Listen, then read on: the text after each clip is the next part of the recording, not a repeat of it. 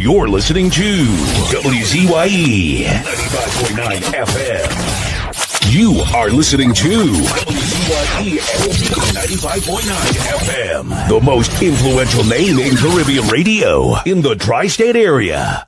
Broadcasting from East Orange, New Jersey, the most influential name in Caribbean radio, WZYE 95.9 FM. Keep me as the apple of thine eye. Hide me under the shadow of thy wing. O Lord, my Savior. It's so hard to deal with personal struggle. So sad when you feel alone in your trouble. It's real hard when you want to talk to a brother. It's so bad because of how some look at you after. So Jesus, cover me while you fix it. Cover me while you fix it. Cover me while you fix it. Jesus, cover me. Cover me while you fix it. Cover me while you fix it. Cover me while you fix it. Jesus, cover me. Cover my head. Satan want me dead. Cover my back from human attack. So Jesus, cover me while you fix it. Cover me while you fix it. Jesus, cover me while you fix it. Jesus, cover me. People see you smile, but don't know the hurt that you're feeling. Even as God's child, at times your heart does be bleeding. Where can you go when you're really looking for healing? Who know how to flow when your soul needs some restoring? So Jesus, cover me while you fix it. Cover me while you fix it. Cover me while you fix it. Jesus, cover me. Cover me while you fix it. Cover me while you fix it. Cover me while you fix it. Jesus, cover me. Cover me home from evils unknown. Cover my feet so I'll never retreat. Oh Lord, cover me while you fix it. Cover me while you fix it. Cover me while you fix it. Jesus, cover me.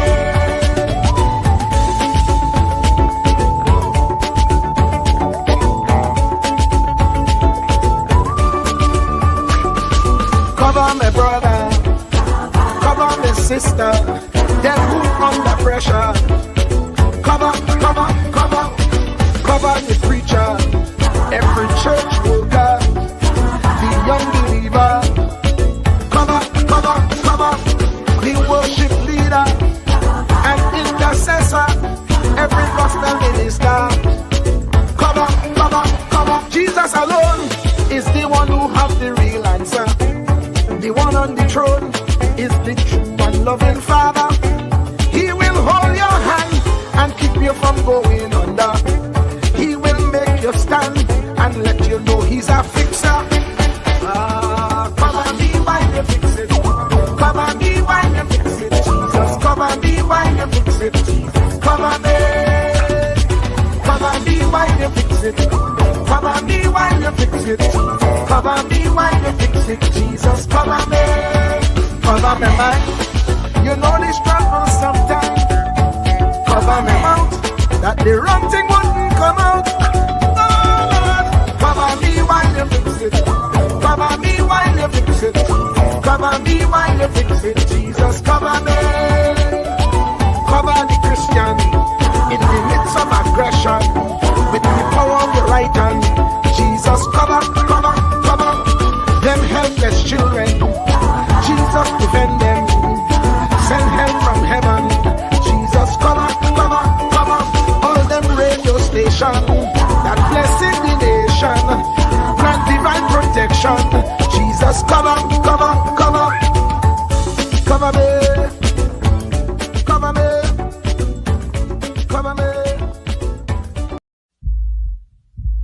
Truer words were never spoken. The less you associate with some people, the more your life will improve. Anytime you tolerate mediocrity in others, it increases your mediocrity. An important attribute in successful people is their impatience with negative thinking and negative acting people. As you grow, your associates will change. Some of your friends will not want you to go on. They will want you to stay where they are. Friends that don't help you climb will want you to crawl. Your friends will stretch your vision or choke your dream. Those that don't increase you will eventually decrease you. Consider this. Never receive counsel from unproductive people. Never discuss your problems with someone incapable of contributing to the solution, because those who never succeed themselves are always first to tell you how. Not everyone has a right to speak into your life. You are certain to get the worst of the bargain when you exchange ideas with the wrong person. Don't follow anyone who's not going anywhere. With some people you spend an evening. With others, you invest it. Be careful where you stop to inquire for directions along the road of life. Wise is the person who fortifies his life with the right friendships. If you run with wolves, you will learn how to howl. But if you associate with eagles, you will learn how to soar to great heights. A mirror reflects a man's face, but what he is really like is shown by the kind of friends he chooses. The simple but true fact of life is that you become like those with whom you closely associate, for the good and the bad. Note, be not mistaken. This is applicable to family as well as friends. Yes, do love, appreciate, and be thankful for your family, for they will always be your family, no matter what. Just know that they are human first, and though they are family to you, they may be a friend to someone else and will fit somewhere in the criteria above. In prosperity, our friends know us. In adversity, we know our friends. Never make someone a priority when you are only an option for them. If you are going to achieve excellence in big things, you develop the habit in little matters. Excellence is not an exception. It is a prevailing attitude.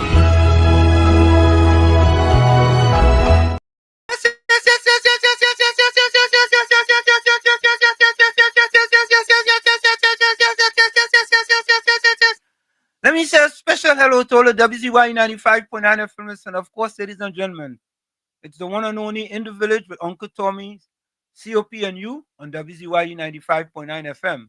And of course, ladies and gentlemen, we come to you every Monday, Tuesday, and Thursday from 7 to 10 p.m. That's every Monday, Tuesday, and Thursday from 7 to 10 p.m. And you know, ladies and gentlemen, as soon as you get into the village, do your WZYE civic duty, share the live, WZYE 95.9 FM on Facebook. Subscribe, WZYE TV and YouTube. And you can reach us here at 973-868-1444. That's 973-868-1444. And this is how we start the thing. Welcome to WZYE TV 95.9 FM. We come to you every Monday, Tuesday, and Thursday from 7 to 10 p.m. And on Sunday from 1 to 4 p.m. on Let's Talk Politics. Like, share and subscribe to keep up to date with reality affecting your life, and as we always say, we bring the truth, the whole truth and nothing but the truth. You're tuned to WZYE, the heartbeat of unfiltered truth. We're more than a station, we're a movement, grounded in facts, driven by integrity, committed to progress. We don't chase headlines, we create them. Decoding politics and current affairs to question power, not cozy up to it. From Laventille to Scarborough, whether you're in your living room or your commute, this is where perspectives collide, divides dissolve, and tomorrow's conversations start today. WZYE, we originate, not imitate.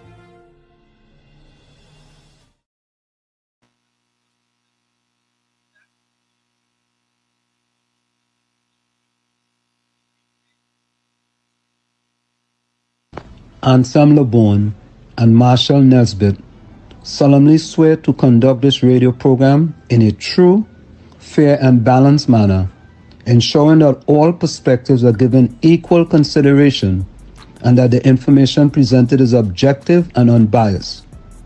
We pledge to provide a platform where diverse voices can be heard, fostering open and constructive dialogue that serves the best interests of our audience and community.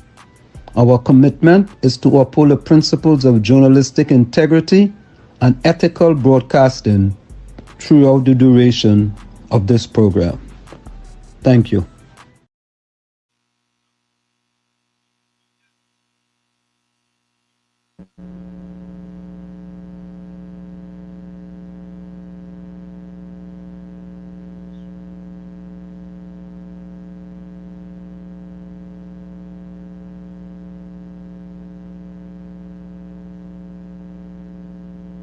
How are you, Tommy? Welcome.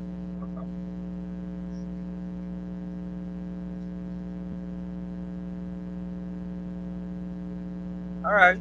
Not hearing Tommy. I don't know if Tommy is frozen or what. All right. We'll get back to Tommy. So, folks, let me say a pleasant welcome to all of you here to WZYE 95.9 FM. Of course, you know, this is in the village. COP might be joining us a little later, but as Tommy fixes his let me get Tommy to fix his mic there, and we will get to him. But folks, just before I want to do something real quick here. Hold on, let me see if I could get this here real quick before we get to anything else. Let me see where I'm at here. Let me go in here. 1 minute there, folks. I want to do something here real quick. Yeah. All right. So, folks, Tommy went out. He's going to go out and come back in. When he come back in, we fix up that internet thing. But let me check something here real quick. Let me see. All right, folks. We have it there. So, before we even get to anything here, let me do something here real quick. All right? Guys, all right. Listen to this, all right?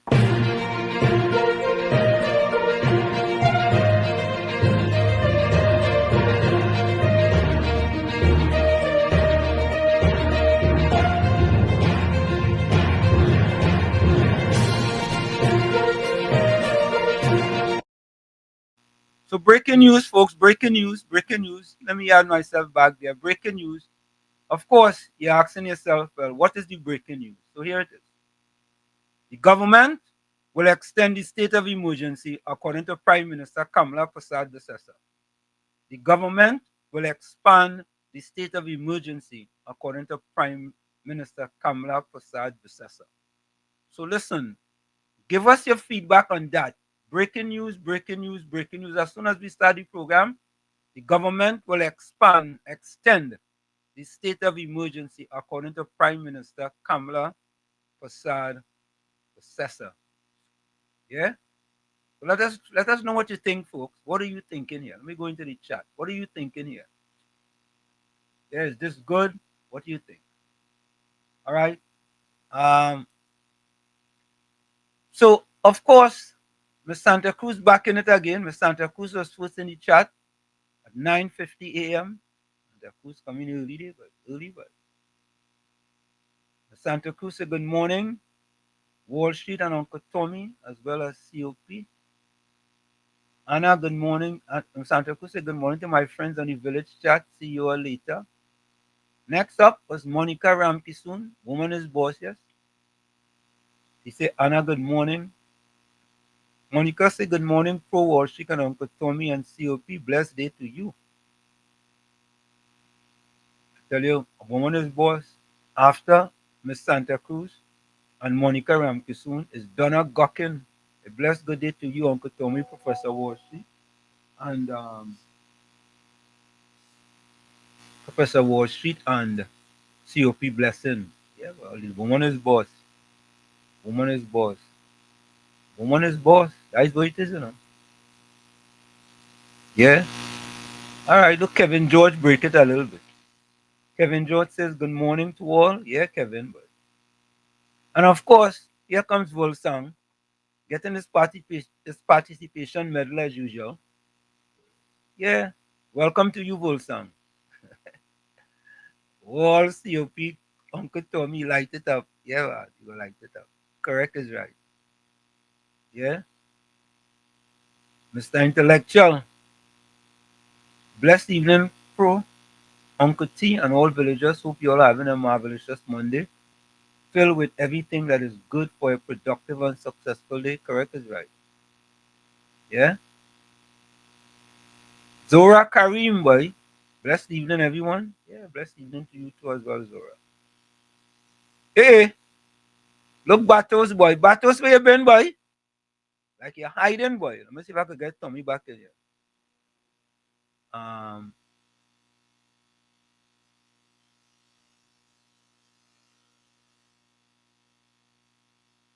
Are you hearing me? Tommy, welcome. Yes, welcome. I'm having lots of technical issues, but hopefully I'll be in there. You can Yeah, hear but we me? only have you audio only. We don't have you on camera, right? Yeah, because it's like I'm using too much when I put on my All right. camera. Okay. Okay. So, you're just using audio only, no camera, right? True. I'm gonna try the camera again though. I'll try it again. Yeah, because it says only audio only. Yeah. All right. Bato said the SOE might be extended. Yeah, Bato said already it's going to be extended.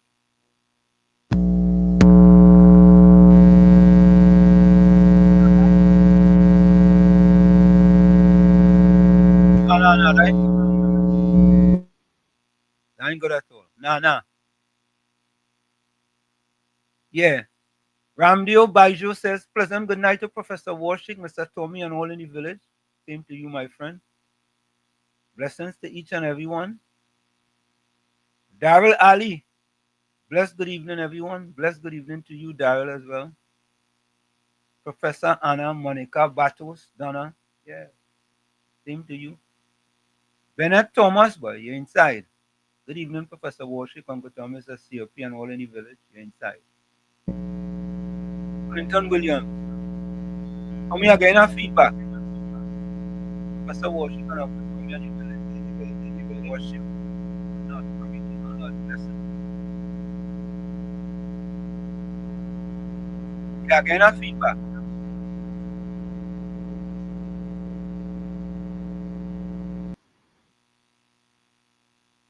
Yeah.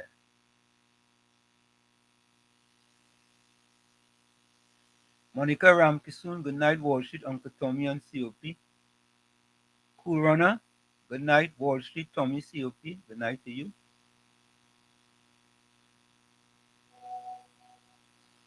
Daisy, Daisy Basdeo, boy. Yeah, Daisy, you're inside, Daisy.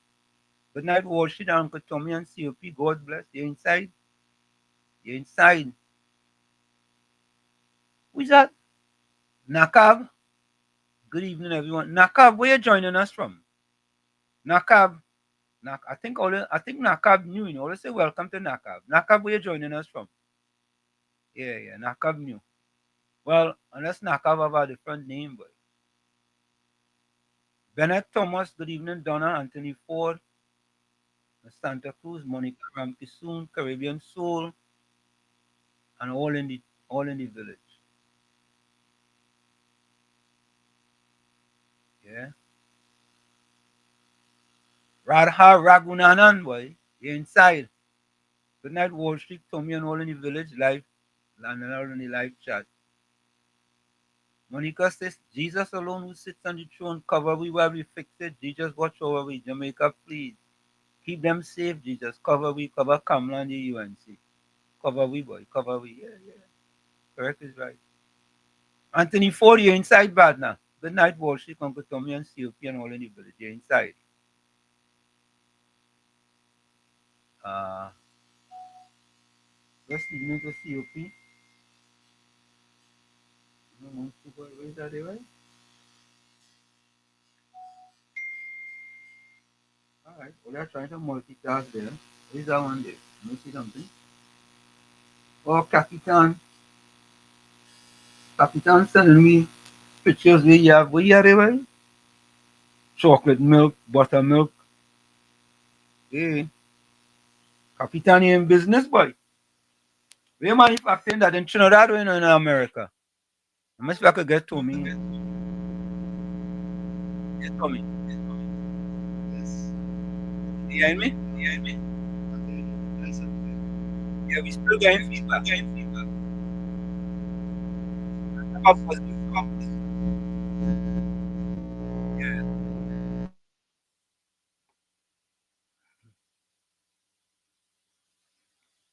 And if say blessed evening, cool Radha, and Anthony. Yeah, man. Yeah, I was on mute just now, there, Batman. I'll fix it. Gen Z Paul, welcome.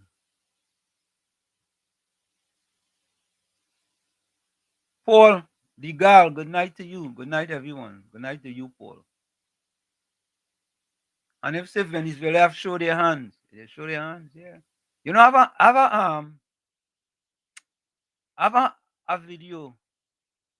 I go play the audio, eh? I go play the audio for you all. I want you all to listen to the audio. Listen to what people in Venezuela is saying. Yeah? Corona say for me, SOE could stay for the next 20 years.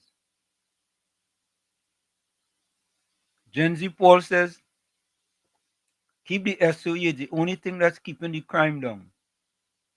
Yeah.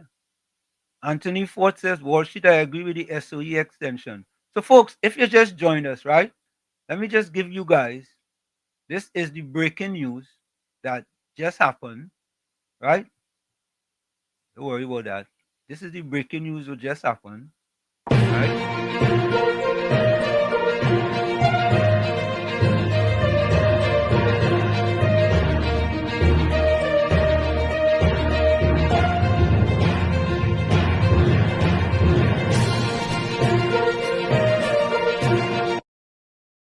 So, the breaking news, folks, is that according to a release from the Ian Allen Network, the SOE have been extended. Yeah? The SOE have been extended.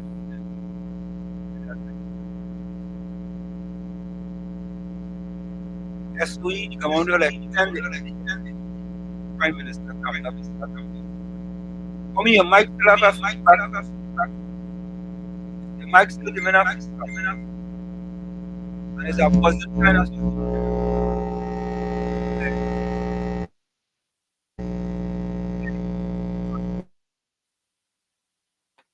yeah. So, folks, the SOE have been extended. Yeah.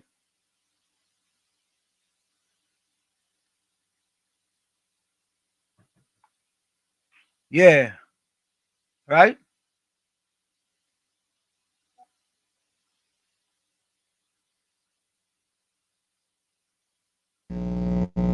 Yeah, Tommy, still getting feedback.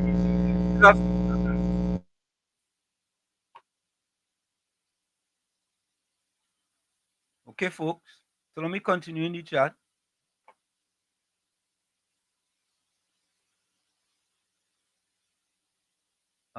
So, folks, do you agree with the extension of the SOE or not? Give us your opinion. Do you agree with the extension of the SOE? You think it's a good thing? You think okay? Anthony Ford said, Wall Street, I agree with the SOE extension. All right. Bennett Thomas says nothing wrong with extending the SOE is a deterrent to crime and personal. I don't have cocoa in the sun. Okay.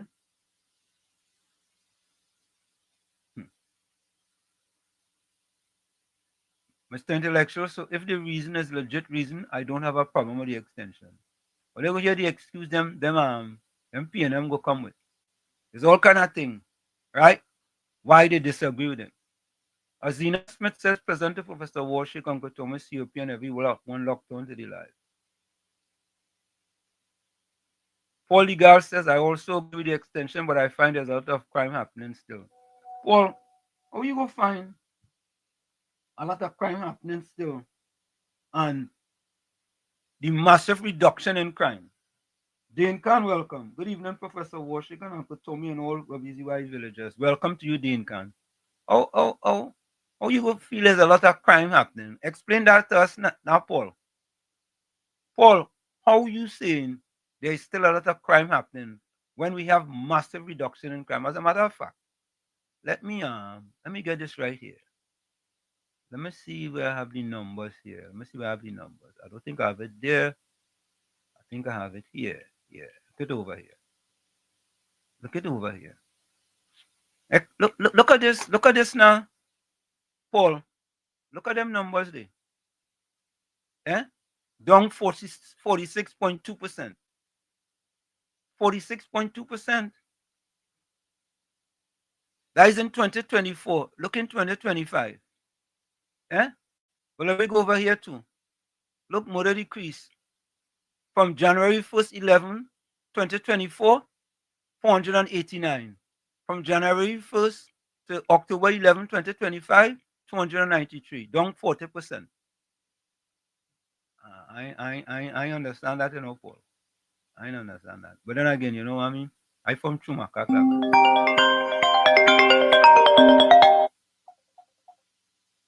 Alistair, you know the passcode. Go ahead. What is the passcode? Outstanding with Kamala first predecessor. ENM dead. Dead. You're inside. Right. So hear me now. Yeah. Now, I sent you two short videos. I don't know if you received them. One is the bombing of where a child died in a gas station in Guyana. Okay. Right? Yeah. I wonder how the president of Guyana feeling now. Mm-hmm. Because he joined with the rest of Caribbean. And the Caribbean is a zone of peace. And remember, the person who set up that bomb in the gas station is a Spanish-speaking national. Oh, wait. I don't think they come from. You didn't receive it, right? Hold on, let me see. I'm checking it now. Go ahead. Let me see.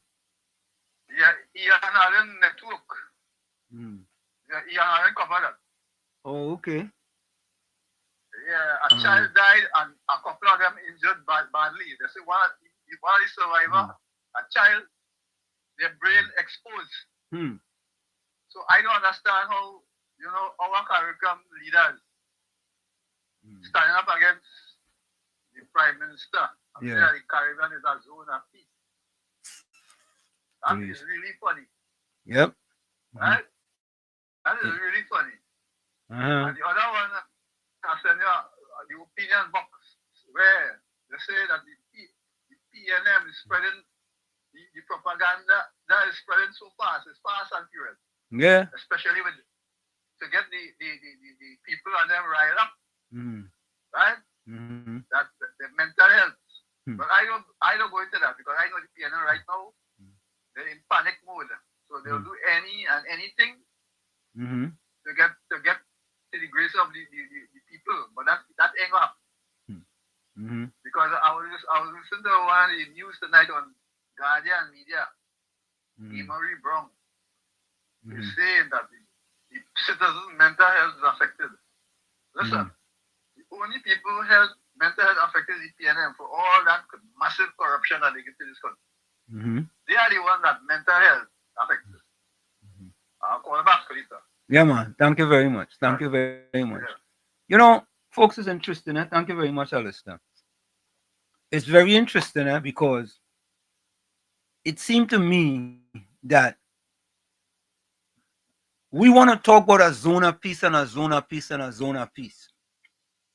And I was having a discussion with a friend of mine today. And I want to know, how could, out of the top 10 homicides in the world, and you know what people are trying to say? That is different. How is that different? Yeah? I want to be able to somebody to explain to me, how is that different? Yeah?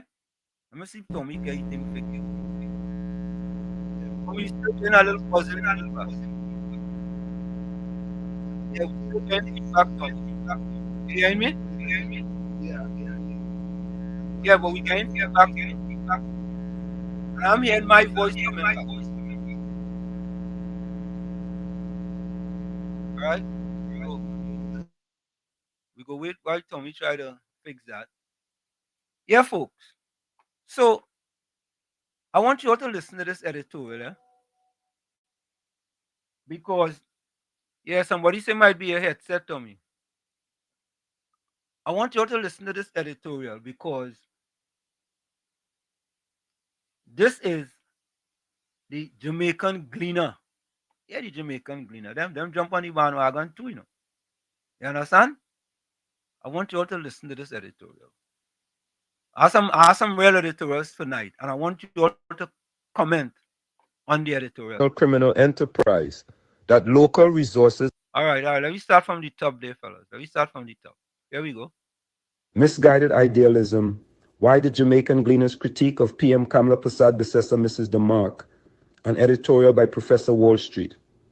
The Jamaican Gleaner's editorial titled Trinidad and Tobago's Wrong Posture reads more like a page from the People's National Movement, PNM, playbook than a balanced regional analysis. In its attempt to chastise Prime Minister Kamla Persad Bissessa for her bold stance on drug trafficking and regional security, the editorial glosses over the harsh realities plaguing the Caribbean and misrepresents her call for U.S. assistance as a threat to peace rather than a pragmatic response to crisis. Here are 10 reasons why the editorial is misleading and why PM Persad Bissessa's position deserves serious reconsideration. 1. The zone of peace narrative ignores violent realities. The Caribbean is romanticized as a tranquil region, yet countries like Jamaica, Trinidad and Tobago, and the Bahamas consistently rank among the highest in global homicide rates. This contradiction undermines the notion of a zone of peace and exposes the editorial's idealism as dangerously detached from reality. 2. Drug trafficking is a transnational threat. PM. Persad Bissessa's appeal for U.S. support is not about militarization. It's about confronting a transnational criminal enterprise that local resources alone cannot dismantle. The editorial fails to acknowledge the scale and complexity of narco-trafficking networks operating across the region. 3. Selective outrage over U.S. involvement. The Gleaner criticizes U.S. naval activity near Venezuela, but ignores the fact that Caribbean nations have long relied on international cooperation for security and intelligence. Why is U.S. support suddenly vilified when it aligns with Trinidad and Tobago's interests? 4. Kamla's mandate reflects popular will. As the Caribbean Global People's Choice Award winner in 2025, PM Persad Bissessa's leadership is not only legitimate, it's celebrated.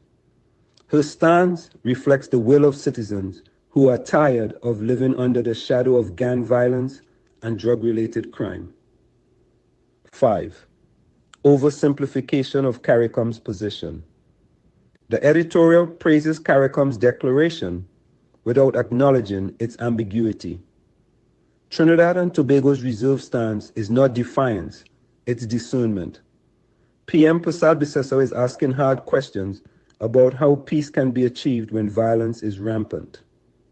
6. Due process versus reality of maritime crime. While concerns about due process are valid, the editorial ignores the fact that maritime drug trafficking often involves armed confrontations. The U.S. policy of treating traffickers as combatants may be controversial, but it reflects the severity of the threat. 7. Regional solidarity shouldn't mean silence. The editorial implies that dissent from CARICOM's consensus weakens regional unity.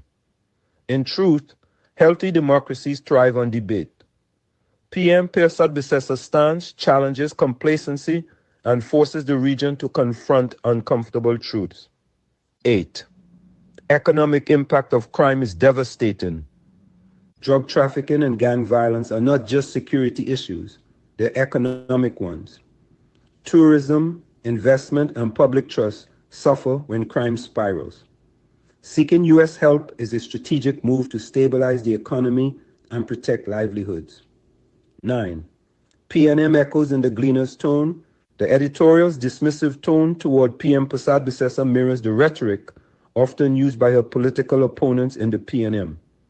It undermines her leadership by framing her decisiveness as recklessness, a tactic familiar in partisan critiques. 10. Leadership requires courage, not conformity. PM.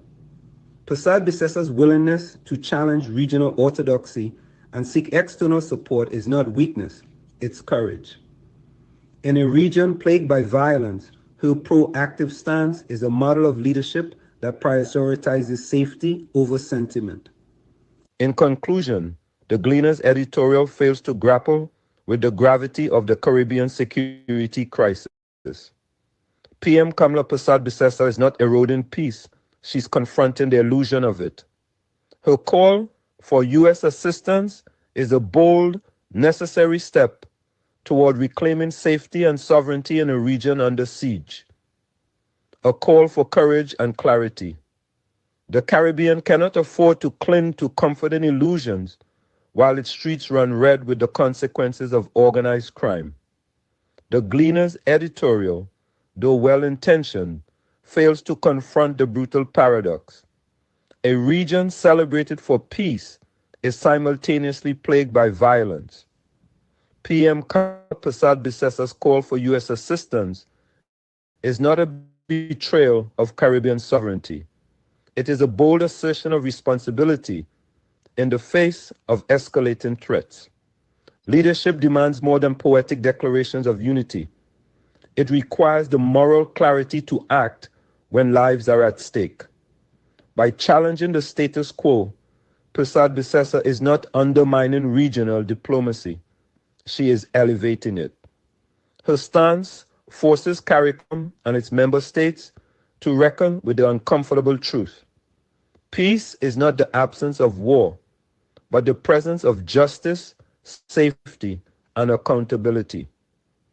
If the Caribbean is to truly become a zone of peace, it must first become a zone of truth. And truth begins with acknowledging that the fight against drug trafficking and violent crime cannot be won with silence, sentiment, or symbolism. It demands action. It demands allies.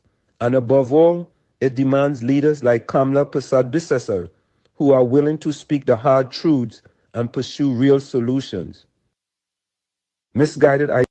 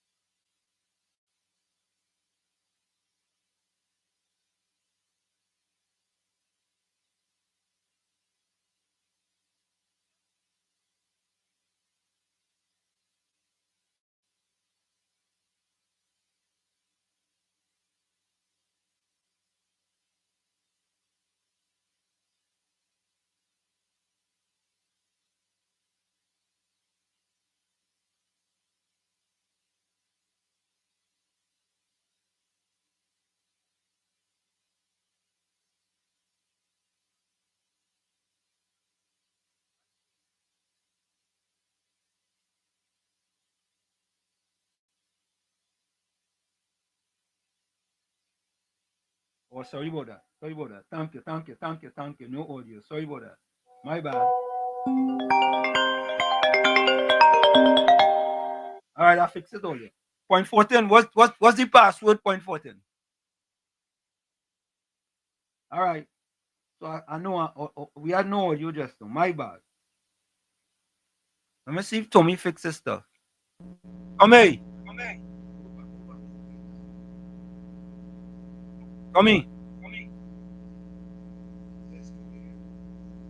right. Tommy fix it here. You go fix it, man. You go fix it. Yeah. All right, folks. Yeah, I had no audio just now then. Paul DeCarl says, Mia Motley and Ralph stooping to Maduro. Let's see. Folks. All right, no audio. I get it. Thank you.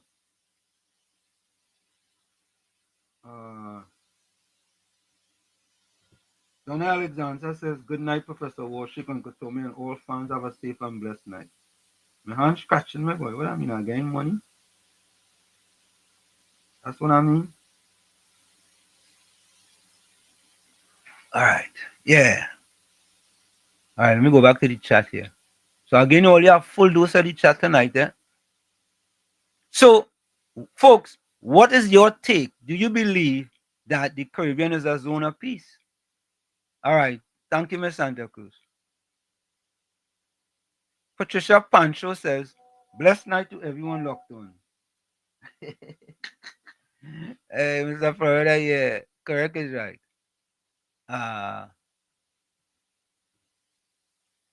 Patricia Pancho, don't forget about the drugs to Motley. All you do get? Yeah, thank you. Don't worry about them, you know. Yeah, we know that too, Dolly. All right. So Patricia Pancho says Motley had Venezuela as their neighbors and human trafficking and coming to their country. Motley wouldn't be talking so much nonsense just because she friends with the PNM. You know what? Anthony Ford said now reach home. Good night, Professor Warshik and Uncle Tommy.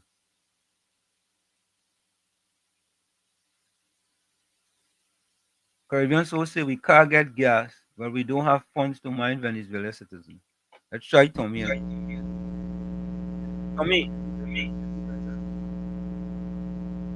you still had that buzzing song. Again, I hear myself. Yeah.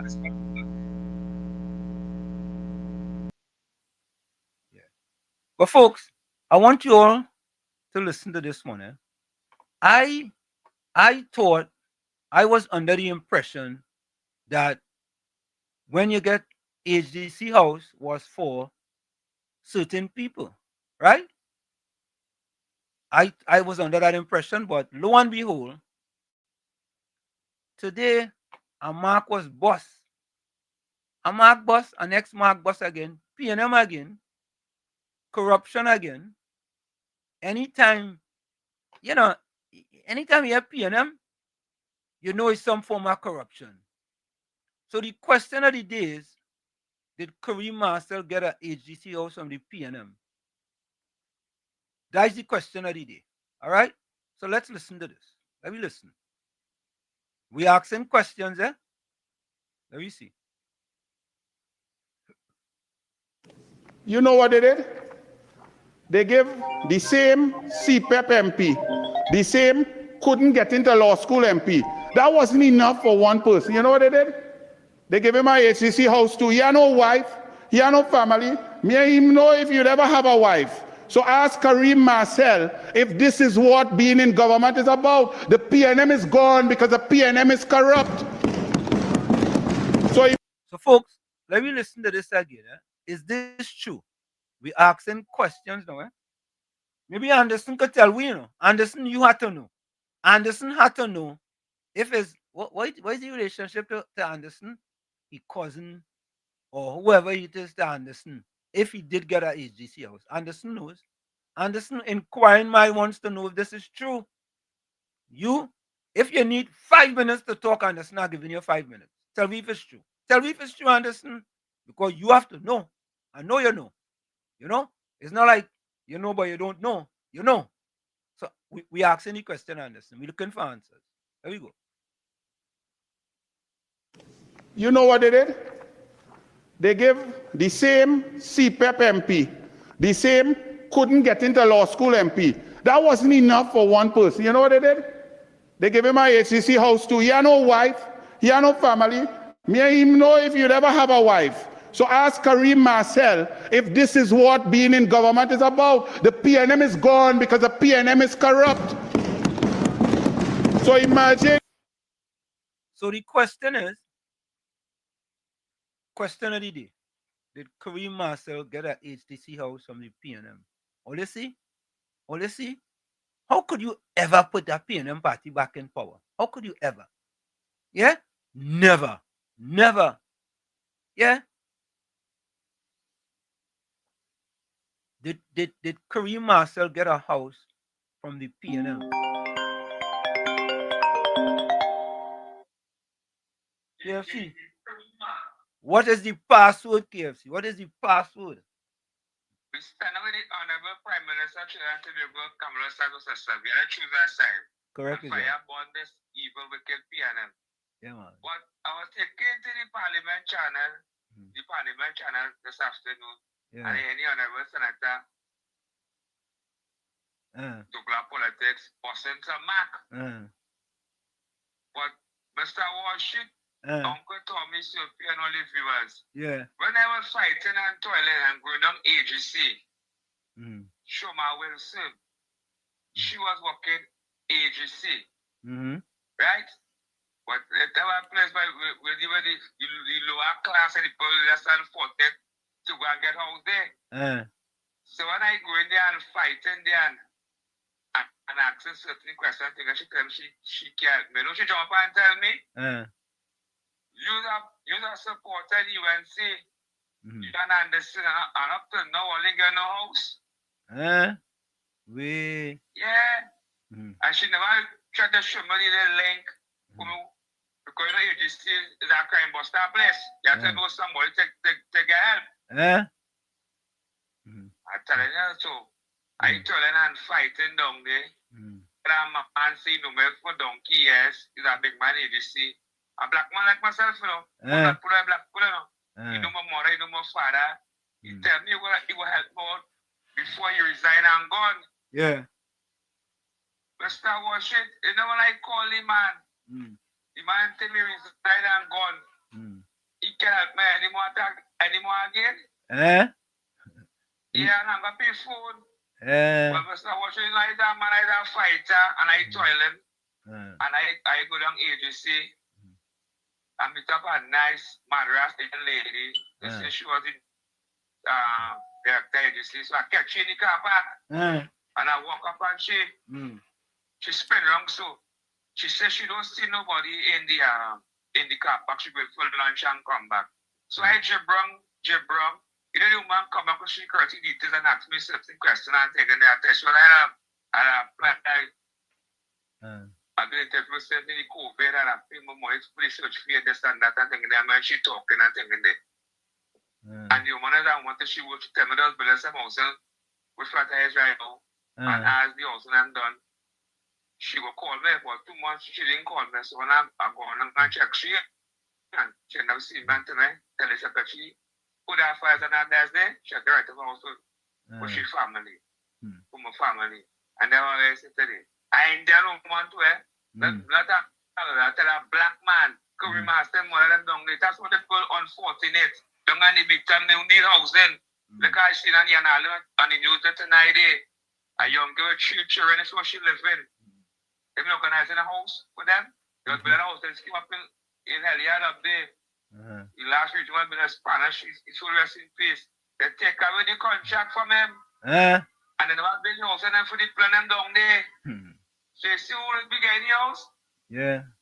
You have to be close to the PNM. And they have to be singing the wicked song for ganging poor people. And they come out to stand for poor people. To stand for CPEP and the RAPI. So who will benefit in all the time in CPEP and the RAPI? Yeah. The only poor people that come out to fight for contractors, you know. Correct is right. People, Yep. For the contractor and they get 10 and 15 gang. Yep. So all that nonsense had to stop. And they're going for the break, Yeah, man. Bless.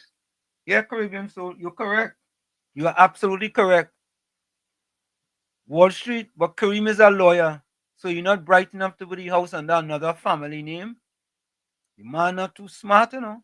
He couldn't do that. But listen to this, eh?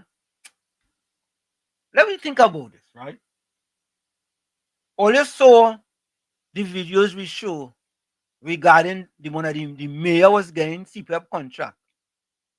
Kareem was getting CPAP contract. But you know, it have another fella who was getting contracts too, you know. I passed over that one, you know.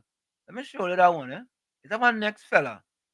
And he ran into some difficulties with CPAP contract too, you know. Where I have it, boy? I don't know where I put that one. He used to be in Tobago. Oh, you know the Tobago fella? It had a fella from Tobago. He too was getting CPAP contract. Let me see if I see it, eh? Oh, here it is. Here it is. Here it is. Here it is. Here it is. I know I have it all about the place. Look at it. Look at it. Oh, you know who that is? Let me see if I can get it on my phone because I can't see it on the screen right there. It is there. Oh, you know who that is? A fella, his initial starts with a J. His first name starts with a J. And his last name also starts with a J. He was a big Swatini PNM back in the day. Let me see if I get it on my phone here so I could read it for you. You know something? I wonder if I could extend it here on the screen, boy. Yeah, all right, let me extend it on the screen. Yeah, here it is. Former THS Secretary of Finance, and this was on the Ian Allen, eh? Former THS Secretary of Finance, and we're going for the break in a minute. Former THS Secretary of Finance and his brother are currently under investigation for fraud, tax evasion, and money laundering. This is an article from Ian Allen. Joel Jack and his brother James Seymour Jack Jr. are currently under investigation for fraud, tax evasion, and money laundering. It is alleged that they would have used the hardworking taxpayers' hard-earned money to run gambling operations on the island, and they would have used hardworking taxpayers' hard-earned money to run fake U.S. companies to launder money from citizens. It is alleged that they would have laundered millions of taxpayers' money in the process. Members of the public are asked to come forward with information and assist the investigation and can send information to WhatsApp number 868-294-4081. Listen to this, eh? Just imagine. This fella was the former THS Secretary of Finance. Imagine that. Think about that, folks. Think about that. Think about that. Yeah? I tell you, boy, whenever the PNM put their hand on something, it's only corruption and racket, left, right, and center.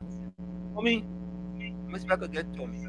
Yeah? And I know how that's in the little hole, yeah? Tommy, you there? I know hearing you.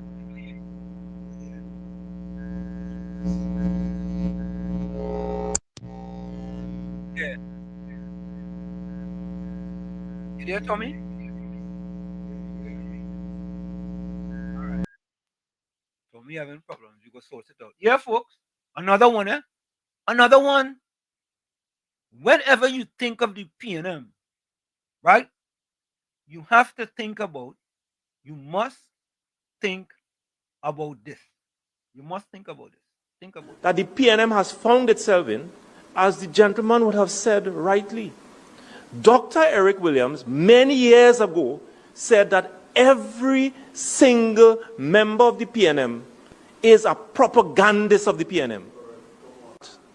And one of the first things I will do as your new chairman is to ensure that the propagandists of the PNM must be deployed on every nook and every cranny of this country. And we will chase them away on social media, and that the gospel of the PNM must be known to every single citizen of this country. That's the chairman of the PNM, folks. That's the chairman of the PNM. Folks, stick and states in the village. with Uncle Tommy, Professor Wall Street, COPNU on WZYE 95.9 FM. We come to you every Monday, Tuesday, and Thursday from 7 to 10 p.m. That's every Monday, Tuesday, and Thursday from 7 to 10 p.m. Don't forget, whenever you join us, share the live, WZYE 95.9 FM on Facebook. Subscribe, WZYE TV on YouTube. And you can reach us here at 973-868-1444. That's 973-868-1444. We'll be right back. Stick and stay. You're listening to WZYE 95.9 FM. You are listening to WZYE 95.9 FM, the most influential name in Caribbean radio in the tri-state area. Broadcasting from East Orange, New Jersey, the most influential name in Caribbean radio, WZYE 95.9 FM. Welcome to WZYE TV 95.9 FM. We come to you every Monday, Tuesday, and Thursday from 7 to 10 p.m. And on Sunday from 1 to 4 p.m. on Let's Talk Politics. Like, share and subscribe to keep up to date with reality affecting your life. And as we always say, we bring the truth, the whole truth, and nothing but the truth. You're tuned to WZYE, the heartbeat of unfiltered truth. We're more than a station, we're a movement, grounded in facts, driven by integrity, committed to progress. We don't chase headlines, we create them. Decoding politics and current affairs to question power, not cozy up to it. From Laventille to Scarborough, whether you're in your living room or your commute, this is where perspectives collide, divides dissolve, and tomorrow's conversations start today. WZYE, we originate, not imitate. No more red, no more red, no more red, no more red, no left foot, right foot again. No more struggle, no more shame, no more pain. We want to see us win, we want the brides again. No more penny again. Bye bye, penny, bye bye. Bye bye, penny, bye bye. We don't vouch for you. And we are tired of the bloodshed, tired of the taxes, tired of proposals and all the excuses, tired of no water, tired of stretching at the lot, tired of the eyebrows rippling. No left foot, right foot again. No more struggle, no more shame, no more pain. We want to see we win, we want the brides again. No more penny again. Bye bye, me bye bye. Bye bye, bring bye bye.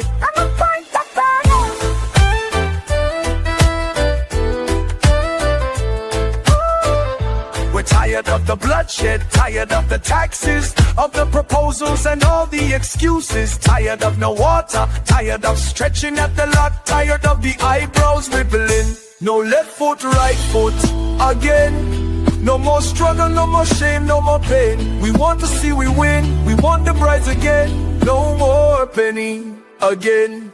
Bye bye, penny, bye bye. Bye bye, penny, bye bye. We don't vouch it for you.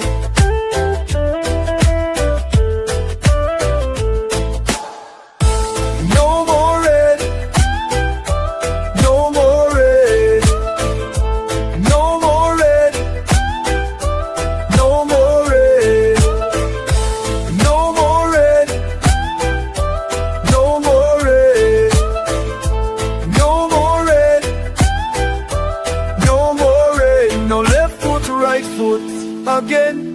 No more struggle, no more shame, no more pain. We want to see the win, we want the brides again. No more penny again. Bye bye, penny, bye bye. Bye bye, penny, bye bye. We don't vouch for you. Bye bye, penny, bye bye. Bye bye, penny, bye bye. We don't vouch for you. Laid to rest, laid to rest, laid to rest, laid to rest. It's a ledge, it's a ledge, it's a ledge, it's a ledge. B&M dead. Petrotrain workers say the party dead, dead, dead. Bubble billions missing from the treasury. Corruption with taxpayers' money. The end is here, security. B&M dead. Hey, tell them Munilal say B&M dead. Even the 1% say the party dead, dead, dead. They support us mourning and crying. Funeral arrangements they making. The DMO leaving. B&M dead. Condolences to the Balize. SIEP, no more pale pale. The rising sun is ready to govern Trinidad and Tobago for a brighter tomorrow. One, restart the economy, two, health sector, immediate victory. Abolish crime, put sports on the front line. Four, every pipe must have water. Five, roads smooth as six, provide people with work. UNC and making jokes. Tell them drilling say, B&M dead. Social media say, the party dead, dead, dead. The registered party members in pain. Scarborough, the put a spin. Inside sources say, B&M dead. Tell them Arnold say, B&M dead. Police, army and prison say, the party dead, dead, dead. Election night, flambeau burning steady. The casket closed and the hearse ready. Read the red eulogy. B&M dead, dead, dead. Tell them Kamla say, B&M dead. Some of the members say the party dead, dead, dead. When the CARICOM leaders hear what's up, seems like not one of them was in shock. Put them in one big box. B&M dead.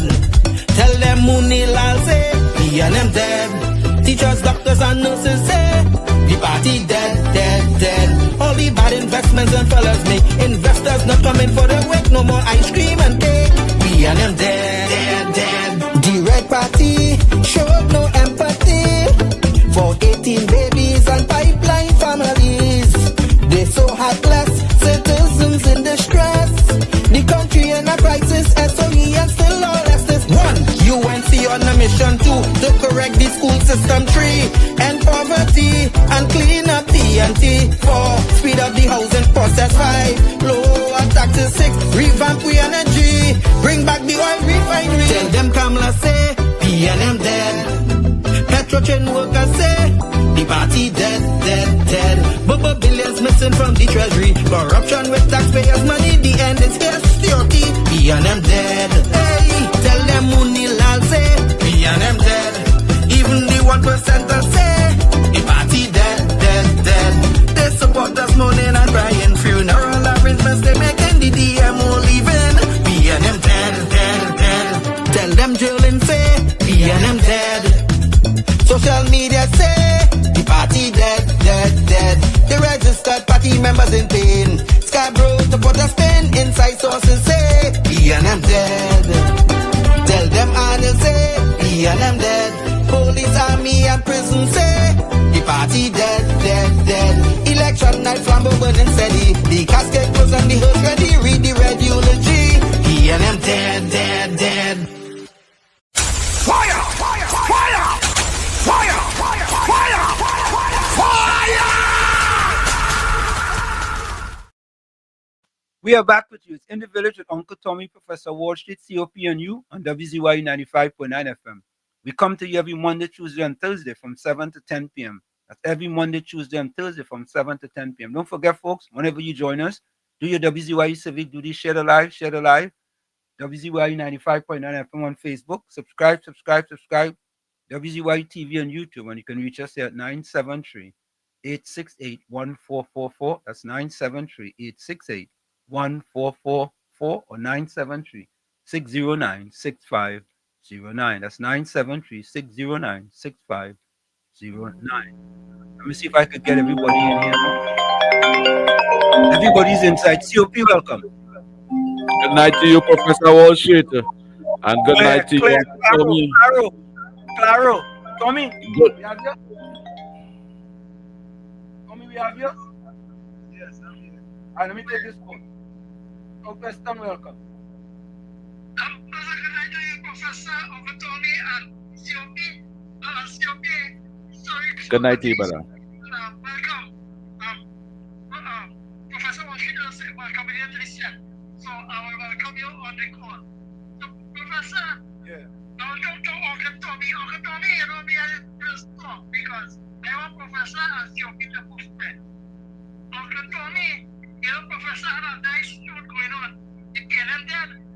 Because just imagine the PNM let the penalty beggars show the weakness, and the PNM show their supporters after 69 years of a party that they don't care about the supporters. They really, really don't care about them, Uncle Tommy. Uncle Tommy, just imagine the PNM budget, right, is 60 billion, 67 billion, and the South State asset, liquidate a company which is state acquire for not paying the statutory funds, and the CPN, the NIS funds, the default, everything Uncle Tommy for 10 years. So, when you check it out, it's CPN, they say they support the people, the grassroots. $700 Uncle Tommy. Uncle Tommy, just imagine, but when you hear the contractors and them, what billions of dollars, and you know it's bad or not, to know that the same ministers and them in government, their family, their wife, their sister, their daughter, their uncle, and their mama, had the contract, Uncle Tommy. Uncle Tommy, just imagine, they say they care about the supporters, but yet still in this budget, you hear Gary Marcel complaining in Lavantil.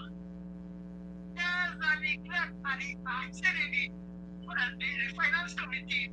If we have program to fix the road, address the sewer, address the water problem, and if the statement locals will get put. Uncle Tommy, we started it 10 years on the other day under the PNM. You ever hear they make it work for the grassroots people? Lavantil, the 3 seats in Lavantil and South, look at it. It was the Lavas. The people look at derelict. Just the other day, people have nothing to go to, no work or nothing. Uncle Tommy, you think that PNM really care? Look at Penny. They care about the supporters. The mayor hold, but he had money for independence fund, where the mayor's fund to celebrate independence. Then they say no, because they cut back. Just imagine, garbage collection is a contract they have running.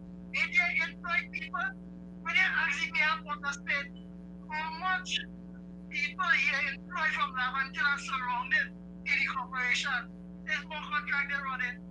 Uncle Tommy, you see, we see the light and we see the lies of the PNM.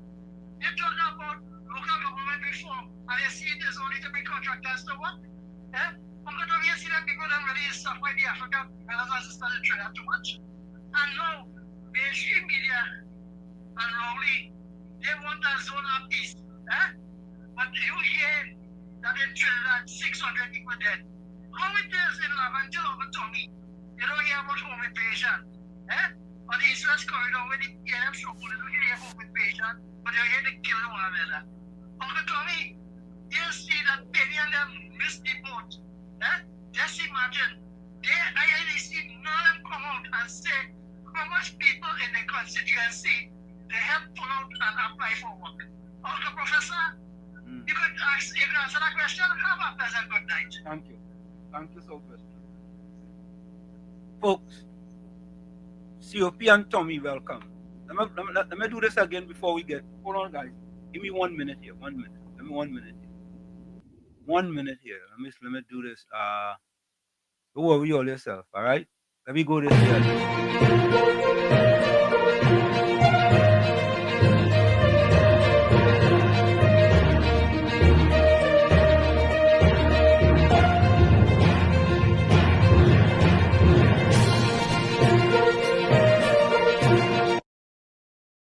So breaking news,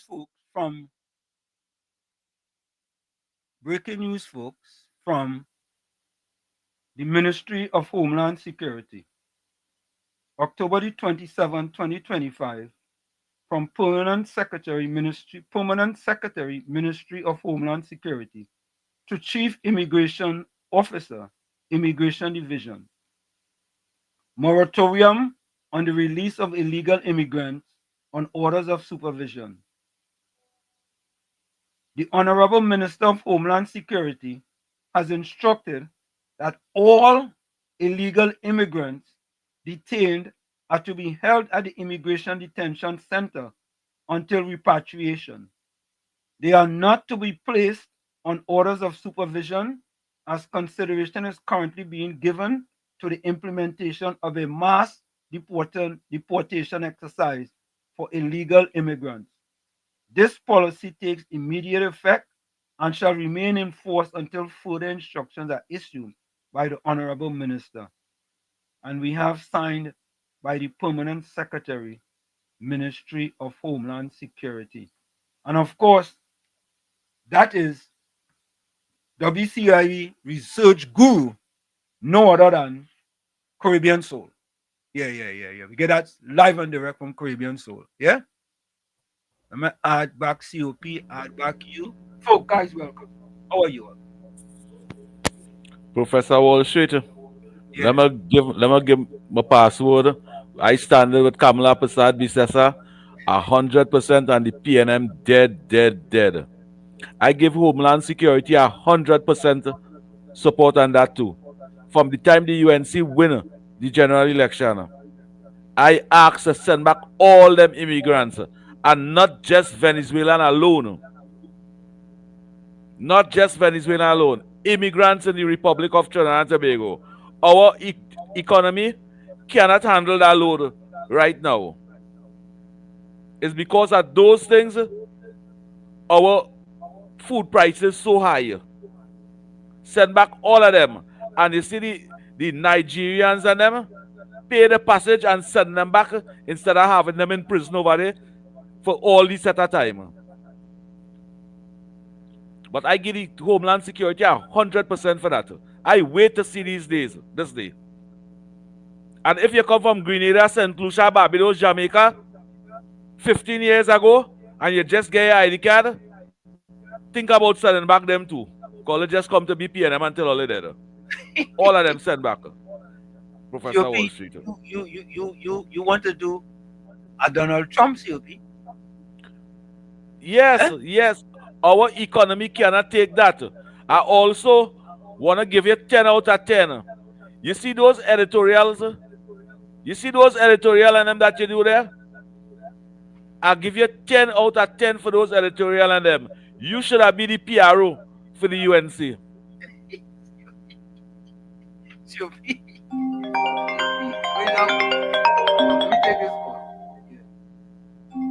KFC, what is the password, KFC? The password, I know you want. I, the night Professor Washit, the night Comrade COP, and Uncle Tommy.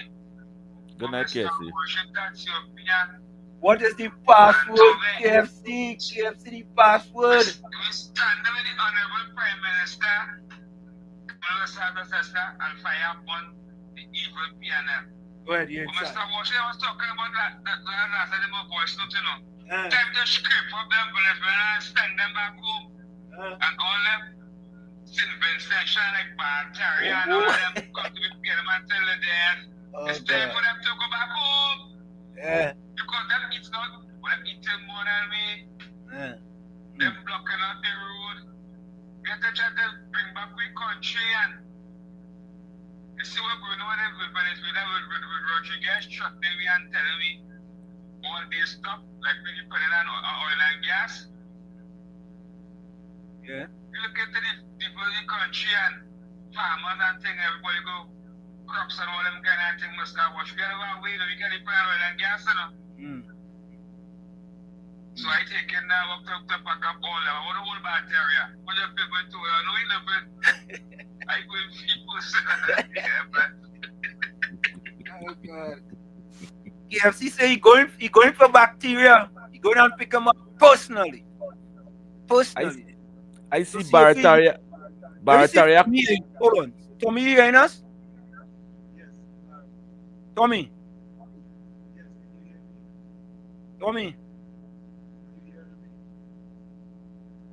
Yeah, Uncle Tommy easy. No, I hear him at all. All right, go ahead. Go ahead, COP.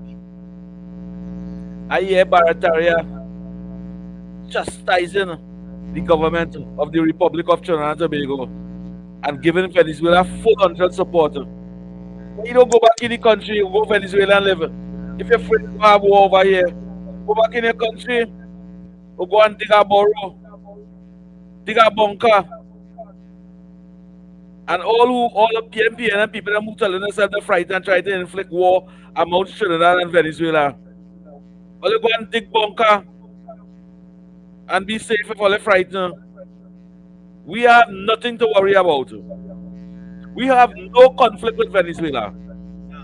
We have no war with Venezuela.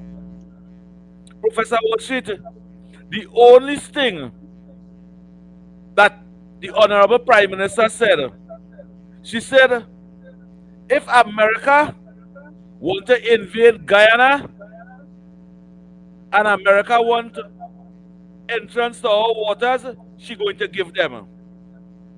Caribbean leaders, they want no peace there. They didn't want peace when Maduro want to go and invade Guyana. Caribbean didn't want no peace. They want peace now when the bully America know they can bully Venezuela. They say they want peace now. Why when Venezuela wanted to bully Guyana, only they want peace? Them is a bunch of Indian people in Guyana over there, and we don't care about them. Well, the Americans come to rescue everybody. And all they will have to live with that. All Maduro have to do, he don't offer everything. He tell Trump, I'll give all the gas, all the oil and gas and thing. Just leave me in power. Well, just resign and go. Why 10 million people flee Venezuela? Because they say the man indulged in narco trafficking, kidnapping, all kind of. He's a kingpin in the world. Plus half of Venezuela supporting the Americans come in Venezuela. They say, come over here. You have some better stability. Hundreds of the opposition in Venezuela. They say Maduro killing them out and locking them up. Why only they want peace? Why only want peace with a violent person and not have him out? 45% of the prisoners in the United States prison is from Venezuela. Why? All Trump saying is to take back your criminals, don't bring your drugs in our country, and everything will be all right. They're doing that. Trinidadian vex. Trinidad PNM vex with Trump for saying that. Well, thank God we are Kamala Prasad Bisesa, and we stand in with you 100%, and the PNM dead. Professor Wall Street. Yeah, man. So, folks, I want you all to listen to this. I get this, but I'm playing the audio. This is 60 Minutes going into Venezuela. They were supposed to do an interview with President Maduro, but at the last minute, they canceled the interview. So take a listen to this. It's not the video, but listen to the audio.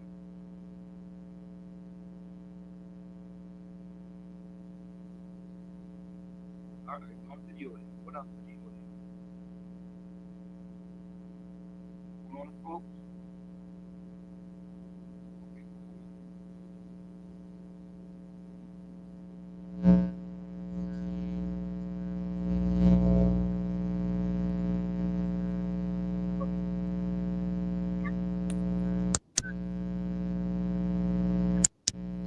Right, folks, hold on here. Get rid of that.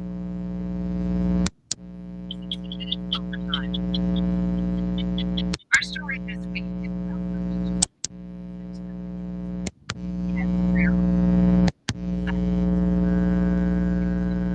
their threat change the country.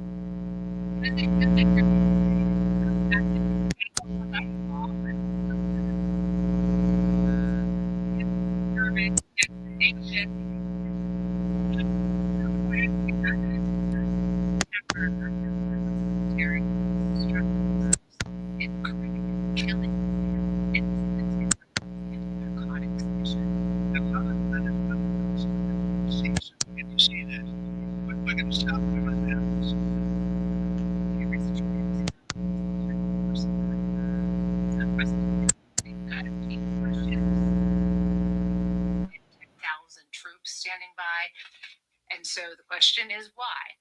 And observers believe the real target here is Nicolas Maduro, the dictator / president of Venezuela. When was the last time you were in Venezuela? We spoke to Florida Senator Rick Scott. He counts many Venezuelans among his political constituents. Is this about anti-narcotics, or is this about removing Maduro? I think it's primarily about narco. You know, all the drugs coming in. I'm glad Trump's doing what he's doing, and I do hope Maduro's out of power. I mean, I want him gone. James Story is the former ambassador to Venezuela, and he served under President Trump's first term and under President Biden. The assets are there to do everything up to and including decapitation of government. Has a decision been made? That I don't know. But it looks increasingly like some action may take place. Jenny, you all right? Good to go. I worked on the story with producer Michael Karzas. Maduro government granted us a rare visa to go with the intention and understanding that we were going to do an interview with President Maduro. And we went down there and we got the call to go to the basement of this hotel and be ready for the interview. And at the last minute, the defense minister and President Maduro's chief intelligence officer called the interview off because of safety concerns. So we reset. Said, okay, what are we going to do? What can we go see? Let's go talk to people. We went to a market in Caracas. It was very busy. When we were at the market, we'd ask people questions and they'd kind of back off, and they're nervous that somebody's listening. No me gusta hablar del gobierno porque no voy a favor del gobierno. No toco esos temas. No voy a favor, voy a en contra. Porque yo quisiera de que este mundo cambiara para yo poder tener un buen futuro. What happens if somebody speaks out against the government? Pues no sería que estén orgullosos en hablar en contra del gobierno. 3 días antes de la votación te mandan un bono para que tú votes, o sea, igual al gobierno. A lot of people were very fearful about the large military presence off the coast. Are you scared right now? Sí, me da miedo. Bueno, miedo en el sentido porque yo tengo hijos, tengo nietos, tengo a mi madre viva. Y me da mucho miedo que vayan a bombardear Venezuela sin motivo alguno. And we'd also ask them, what would happen if President Maduro was removed? What do you think would happen if President Maduro was removed from office? Venezuela cambiara y todos fuéramos libres y Do you think President Maduro could be removed? Bueno, si es necesario, If that's necessary? si van a poner otro mejor, If they're going to put someone better? deberían. They should.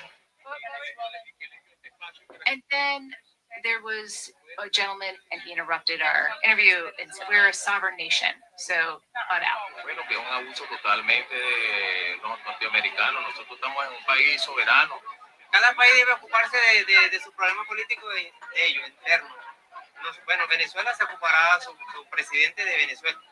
Que lo que no estoy de acuerdo es que un presidente tenga que venir a intervenir o opinar sobre cómo se debe manejar el país. No debería. Without exception, they all said Venezuela is not a narco-terror state. The President of the United States says that this is a narco-terror state. What do you say? Bueno, aquí realmente nunca hemos tenido cultivos de droga. Aquí nosotros vivimos del petróleo. El venezolano no tiene necesidad, el país de Venezuela no tiene necesidad de cultivar droga. ¿Por qué? Porque nosotros somos un país petrolero en potencia. Nunca ha habido cultivos de droga. The vast majority of Venezuelans live below the poverty line. Electricity is not reliable. Water, clean water is not reliable. Food shortages are ever present. Salaries are ridiculously low because inflation is so high. There's a reason why 8 million people decided to leave over the last 10 years. Si no, él no sale, yo por lo menos tuviera mis planes en enero en irme, abandonar mi país que yo no quisiera, se va a ir en enero. Sí. Si Venezuela cambiara, yo me quedaría aquí en Venezuela. Aquí lo que uno trabaja es para día a día. $50 es lo que a ti te pagan semanal. No te cuesta ni para pagarte un arriendo, ni para tú ayudar a tu familia, ni costarte tú. If President Maduro is removed from office, what will happen in Venezuela?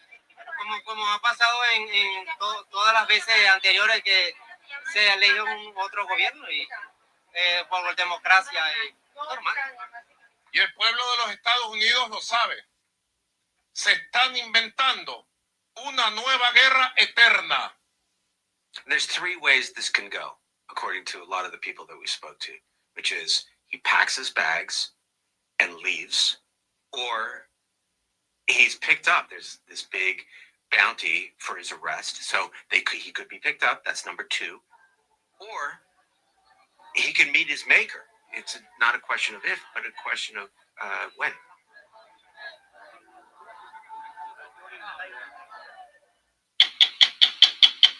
So there you have it, folks. I just wanted to bring that to you. I know you heard some Spanish, but what we're going to do, we're going to cut that video for you and bring that video to you, which has English subtitles.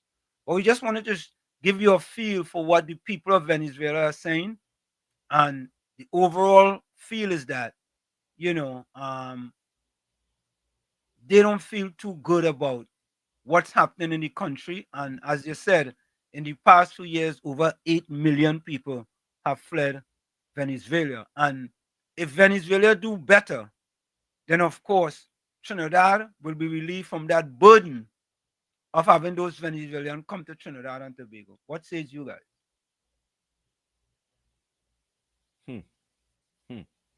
Uncle Tommy, people and Professor Wall Street, citizens of Venezuela breaking the house to cook food. The wood, Venezuela boasting they has so much gas and thing. The citizens in Venezuela can't get at it. They're using the wood step to light fire to cook.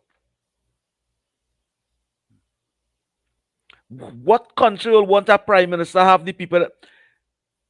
20 years ago, 15 years ago, Professor Wall Street, Trinidadian and the Caribbean is to go Venezuela, Miami, Curacao, all these places, and buy clothes, haberdasheries, broom, mop, scrubbing brush, all kind of thing. First day was booming. Trinidadians and the whole of the Caribbean is to be living over there. From the time Maduro take office, it have nothing like that again. A citizen in Venezuela working for $1.50, Venezuelan dollar money. A month, not a day, a month. Public servants working for $3 and $4 a month, Venezuelan dollar. And all the president could give them more is a $200 voucher for food items. What type of president do they want? What type of president we have as neighbor? And we want peace with a president like that.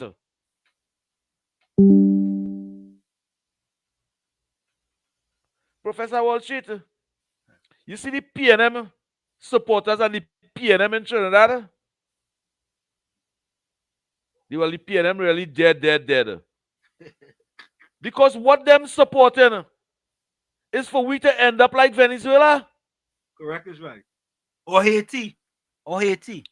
Everything, every business that closed down in Venezuela and leave millions of people stranded for the past 10 years under the PNM, we was going down that same road under Keith Rowley. The whole of the energy industry closed down. Every industry and the energy closed down. And leave thousands of people, over 120,000 people, citizens of this country, without a job. Them is the PNM people them supporting Venezuela. And we must be satisfied with that, Trinidad and Tobago. Good afternoon to all of you on YouTube. Yeah. Make sure and share the live. Yeah. Cody say, COP, if you have no gas, you could use coal pot. The Venezuelan president ain't even giving them a coal pot. It's 3 stone they're using there. So, folks, I want you all to listen to this quick editorial here. This is another editorial with respect to the Caribbean leaders, them bunch of hypocrites, them bunch of no good hypocrites. Take a listen to this. Them bunch of hypocrites. Yeah? Caribbean hypocrisy on display. Back in Grenada, bashing Kamla, an editorial by Professor Wall Street. In a region that prides itself on unity, sovereignty, and peace, the recent statements by the prime ministers of St. Vincent and the Grenadines, Dominica, and St. Lucia reveal a troubling contradiction. While these leaders publicly support Grenada's sovereign right to consider a U.S. radar installation, they have simultaneously criticized Trinidad and Tobago's Prime Minister, Kamla Persad-Bissessar, for her unapologetic stance in favor of U.S. I want to pause that. You all listen carefully. This is why I'm saying these prime ministers of the Caribbean, especially these three in the picture, is a bunch of hypocrites. Think about it. They're supporting with Grenada, right? But they don't want to support Trinidad and Tobago. I wonder why is that? Take a look. Troubling contradiction. While these leaders publicly support Grenada's sovereign right to consider a U.S. radar installation, right? A U.S. radar installation in Grenada, right? Them supporting that. Them want to support that. Right? What do you think that's going to be used for? You know what that's going to be used for? Or not, I just using for to see when them helicopters coming into Grenada. Yeah. When helicopters coming into Grenada, that's what that's going to be used for. they have simultaneously criticized Trinidad and Tobago's Prime Minister, Kamla Persad-Bissessar, for her unapologetic stance in favor of U.S. military cooperation. This selective solidarity exposes a deeper hypocrisy. If sovereignty and national interest are sacred for Grenada, why not for Trinidad and Tobago? If regional peace is paramount, why vilify a leader who seeks to protect her nation from drug trafficking and violence? The Caribbean is not a zone of peace. It is a zone of political maneuvering, selective outrage, and strategic silence. Here are 10 reasons. These leaders are being deceitful and disingenuous. 1. Double standards on sovereignty. They defend Grenada's right to choose, but condemn Kamla Persad-Bissessar for exercising the same sovereign judgment in supporting U.S. military presence. 2. Public solidarity, private condemnation. While praising Grenada's rational decision-making, they have publicly criticized Kamla's as reckless foreign policy, even though both decisions involve U.S. cooperation. 3. Pretending the region is united. CARICOM has no formal position on the radar issue or U.S. military presence, yet these leaders speak as if there's a unified regional stance. 4. Myth of the zone of peace. The Caribbean is not a zone of peace. U.S. naval strikes, Venezuelan tensions, and internal political rifts have shattered that illusion. 5. Undermining regional dialogue. Instead of fostering open debate, they shut down dissenting views like Kamla's, weakening the democratic fabric of CARICOM. 6. Contradictory messaging. Gonzalez warns against U.S. intervention while supporting Grenada's right to host U.S. radar, an incoherent stance that confuses rather than clarifies. 7. Political opportunism. Their support for Grenada is timed with St. Vincent's upcoming elections, suggesting political theater rather than principled diplomacy. 8. Ignoring security realities. Kamla's support for U.S. military assets is rooted in combating drug cartels and arms trafficking, real threats that these leaders downplay. 9. Silencing Trinidad's voice. By isolating Kamla's position, they marginalize one of the region's most experienced leaders and ignore Trinidad's strategic importance. 10. Fueling division, not unity. Their selective backing fractures CARICOM's credibility and undermines the very unity they claim to defend. In conclusion, time to call out the hypocrisy. The Caribbean deserves leaders who are consistent, courageous, and honest. Supporting Grenada while vilifying Kamla Persad-Bissessar is not diplomacy, it's duplicity. If sovereignty matters, it must matter for all. If peace is the goal, then truth must be its foundation. As Nelson Mandela once said, where you stand depends on where you sit. But leadership demands that you rise.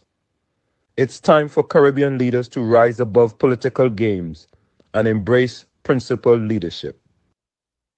Caribbean hypocrisy. So there you have it, folks. Caribbean hypocrisy on display. These bunch of hypocrites, yeah, they supported our satellite for Grenada, right? But they're trying to vilify Prime Minister Kamla Persad-Bissessar. Yeah? Yep. But you know, go ahead. I sure them Caribbean leaders and them listen to this editorial. I sure they listen to that and they feel ashamed of themselves. Ashamed. They should be ashamed of themselves. Yes. Why accept any radar and them? And we can't accept the ships over here. Why? For biasness, deceit, and hypocrisy. And you know, these are the leaders and them asking for peace and thing in a Professor Wall Street. Correct. That's correct. With plain biasness and hypocrisy, you know. Yeah. I smarter than that. And we government perhaps smarter than that. Our Prime Minister much more intelligent than that. And COP, the thing about it is that everything, we have to say everything, everything that the Prime Minister have done so far have been successful. Everything. 100% successful. Everything they have done. But it's the PNM propaganda. We're trying to railroad everything. Abusing the vocabulary, abusing the truth, and twisting the story. And the Fourth Estate helping them with it. Well, them helping them 98%. If the PNM didn't have the Fourth Estate with them, the PNM would have been completely dead. Dead. But the Fourth Estate, they are responsible as well. Let me take this call. Mr. Florida, what's the passcode? You're inside. I started with the Honorable Prime Minister Kamala Persad-Bissessar and PNM there. You're inside. Good evening, Mr. Anselm, Mr. COP, good evening, Mr. Toby, Tori Cola Sexes, everybody here on this Monday. Yeah, man. Say a prayer for Jamaica, guys, you know. Yeah. Something going on. Yeah, man. But Mr. Anselm, Mr. COP, and Mr. Toby and everyone, you see in the hypocrisy going on here right now.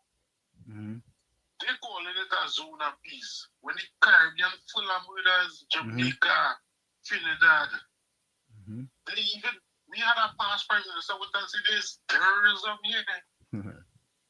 Terrorism. And they even joined with Mexico to say that the guns coming in from America. Yeah. And America. So they put the PNM put this country on the spotlight. But you see that they forget all that will transpire. Right? And they want to come with a narrative here. When the man you travel past Prime Minister, what comes of that? With that lie? Yeah. Is the next card come for favor or favor?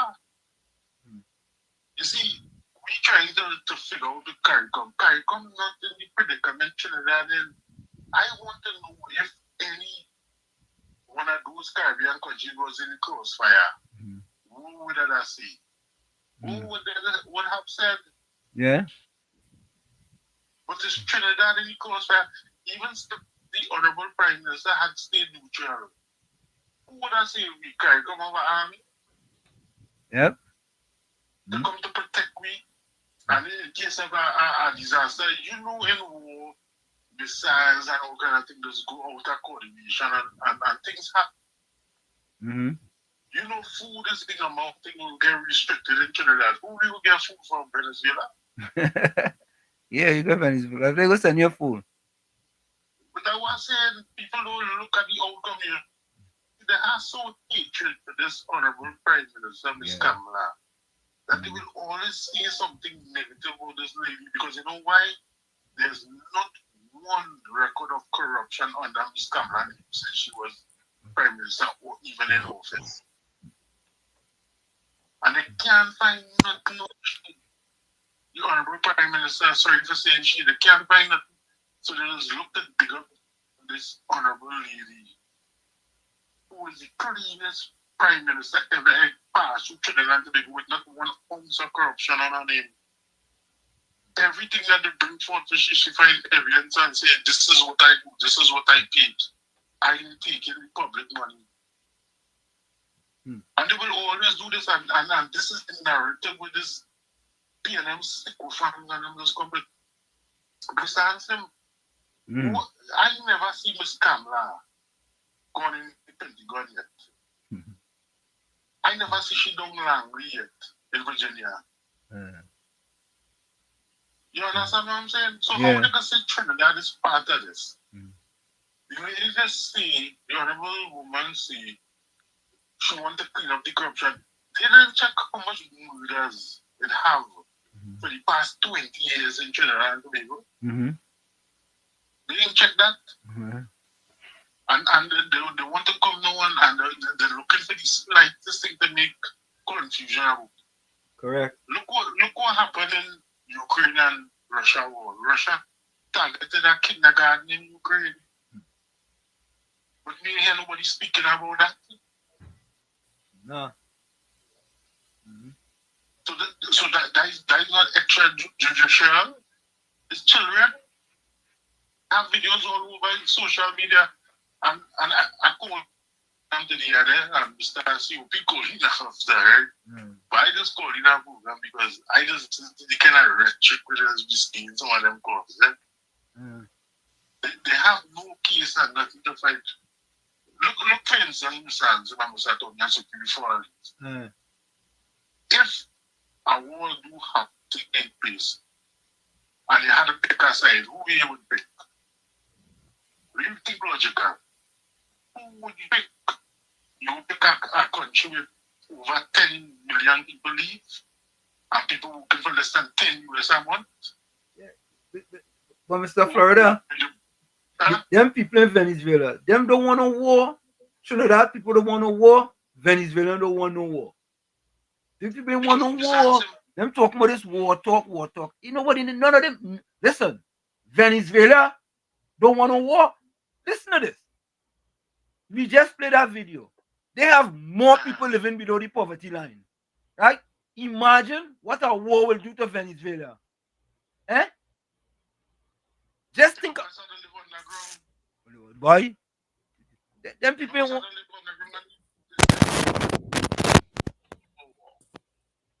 Yeah, they may want a war, man. They want a war. Because you know why the sounds, you know why? Because you were in power. Yeah. So they just look at there are guys look. Yeah, man. Yeah. So I see Dolly had a good comment there.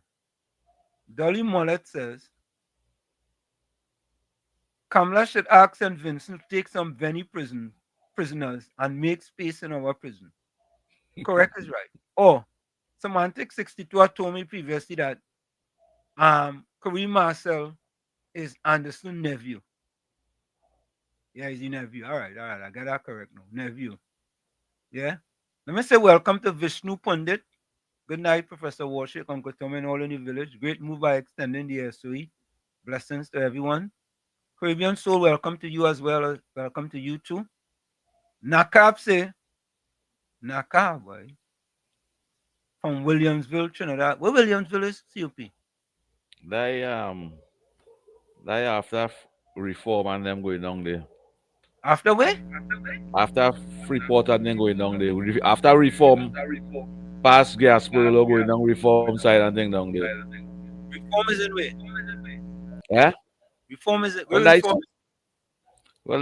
that is down south over here. That is on that side don't really go down on that side. So, well, good night to Williamville. Tell a friend to tell a friend. WZYE. Share the life. Yeah. Yeah, Tommy, we still getting feedback. Yeah. But I'm getting my stuff back.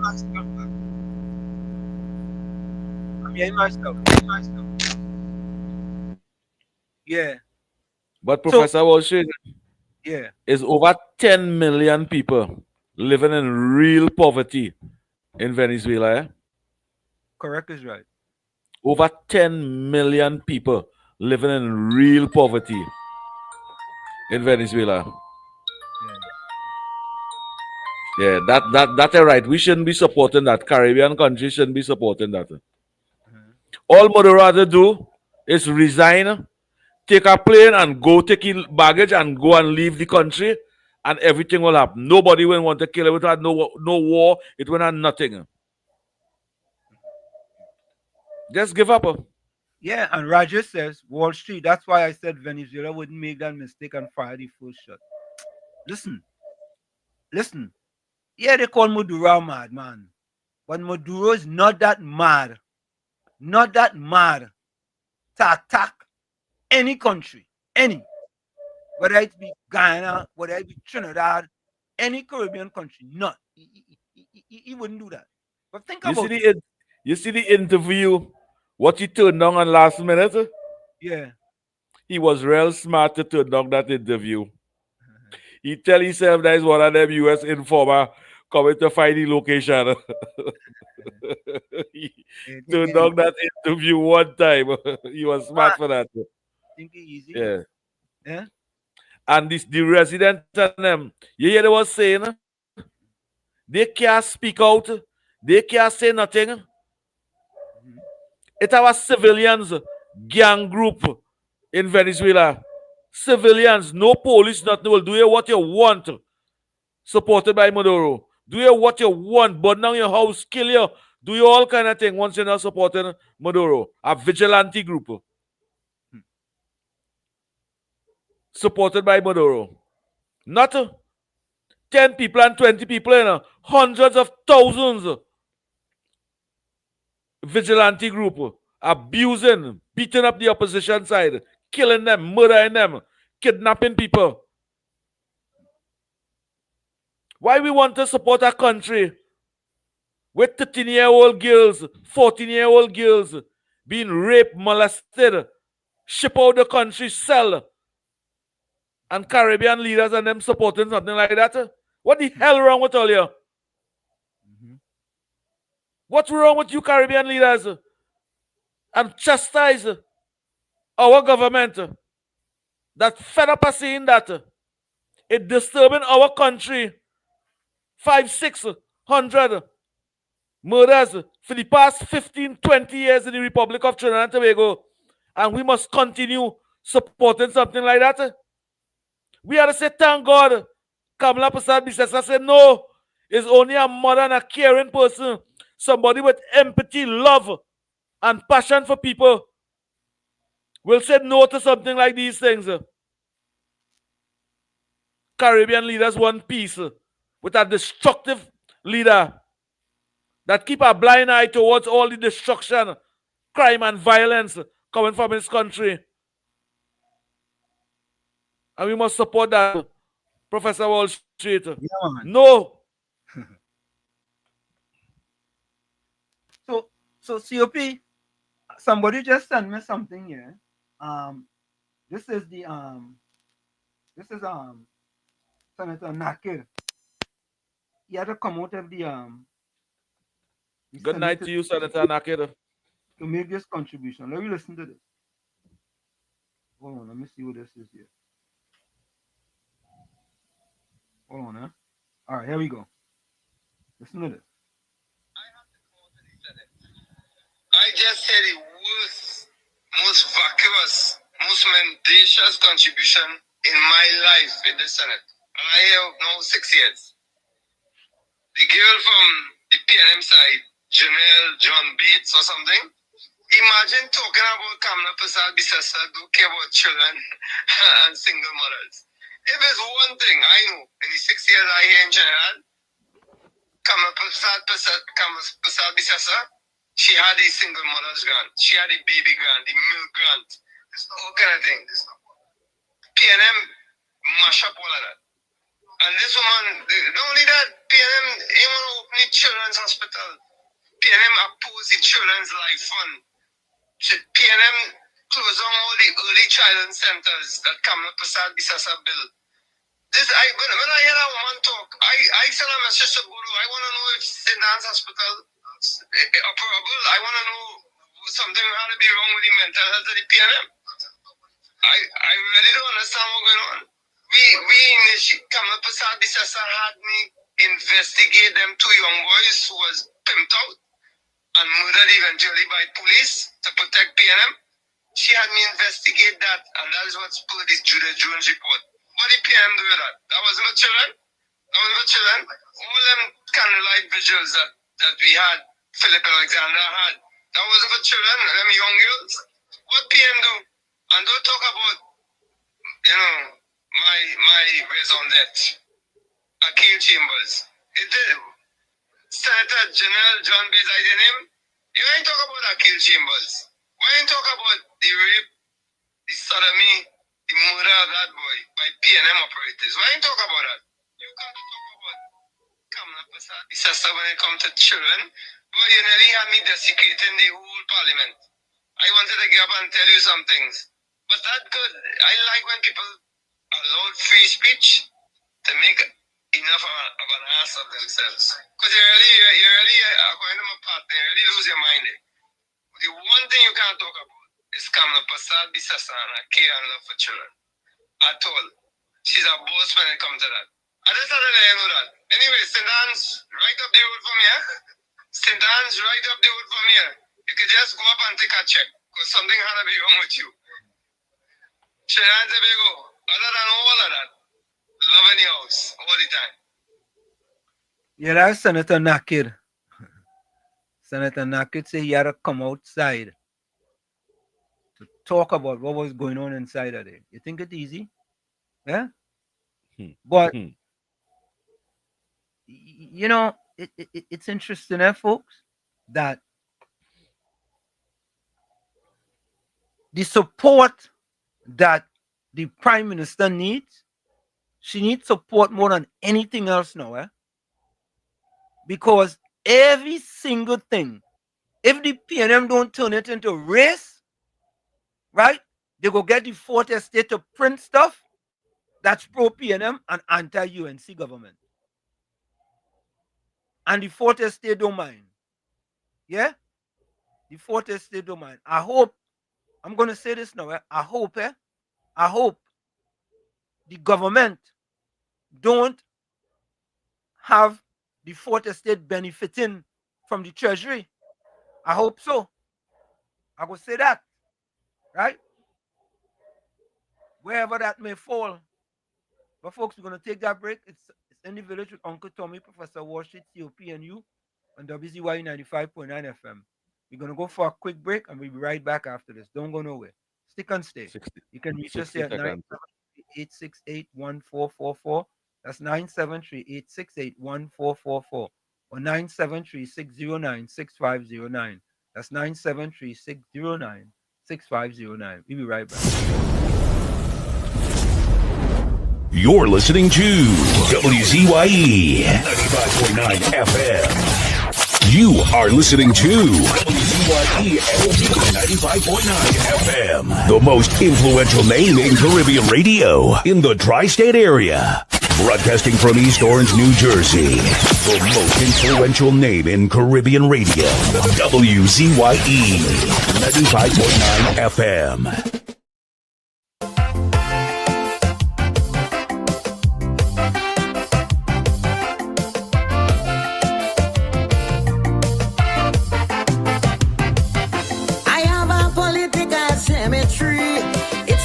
People like you and me, it is for all them politicians, and I dig in the grave, no fuck with me hand.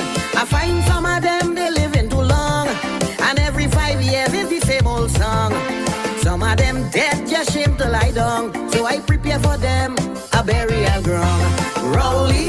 My first grave for he, with joy in my heart, put him down with glee. All of them useless politician, only making up numbers in my island. Alrari, I refuse body, I leave them Muslim, them to deal with he. Big smile on my face and with maybe a hand, it's time to move trash from out of this land.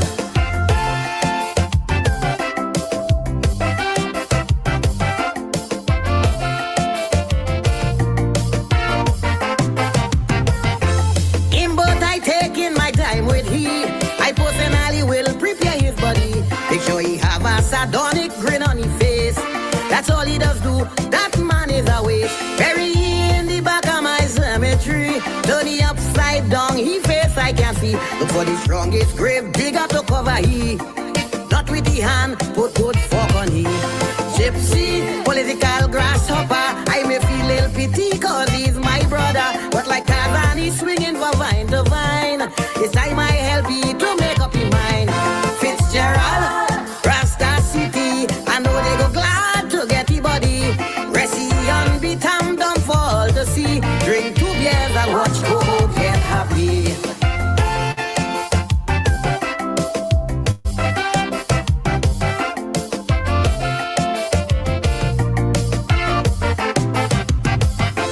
I don't care all who go vex with me, but Kamala I not ready to bury. She is a strong, determined woman like me, and deserve a chance to run this country.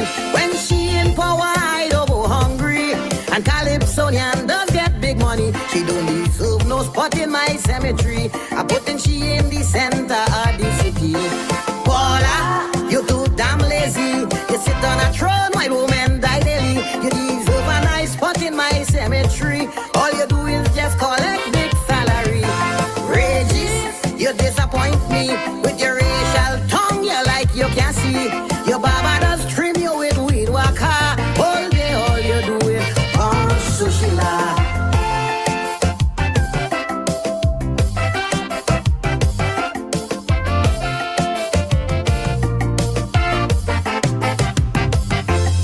Fally boy, you is a boss. I celebrate with you when PNM lost. One day you must come bust a line with me. We go knock a glass, make myself happy. I yardy that what you is to me. A grassroots man, stand up for country. I will stand by your side and watch you at work. Or if you falter, you're going to get fucked. Watson, what is wrong with you? I thought you and Fally would have stick like glue. Boy, shake the man hand and tighten that spade before PNM come back and win that race. Shamfa, one we sacrifice. Yet every week she have new weave, man, she living nice. You and the cold pot man resemble and strong. A bum seated red and you like a tongue.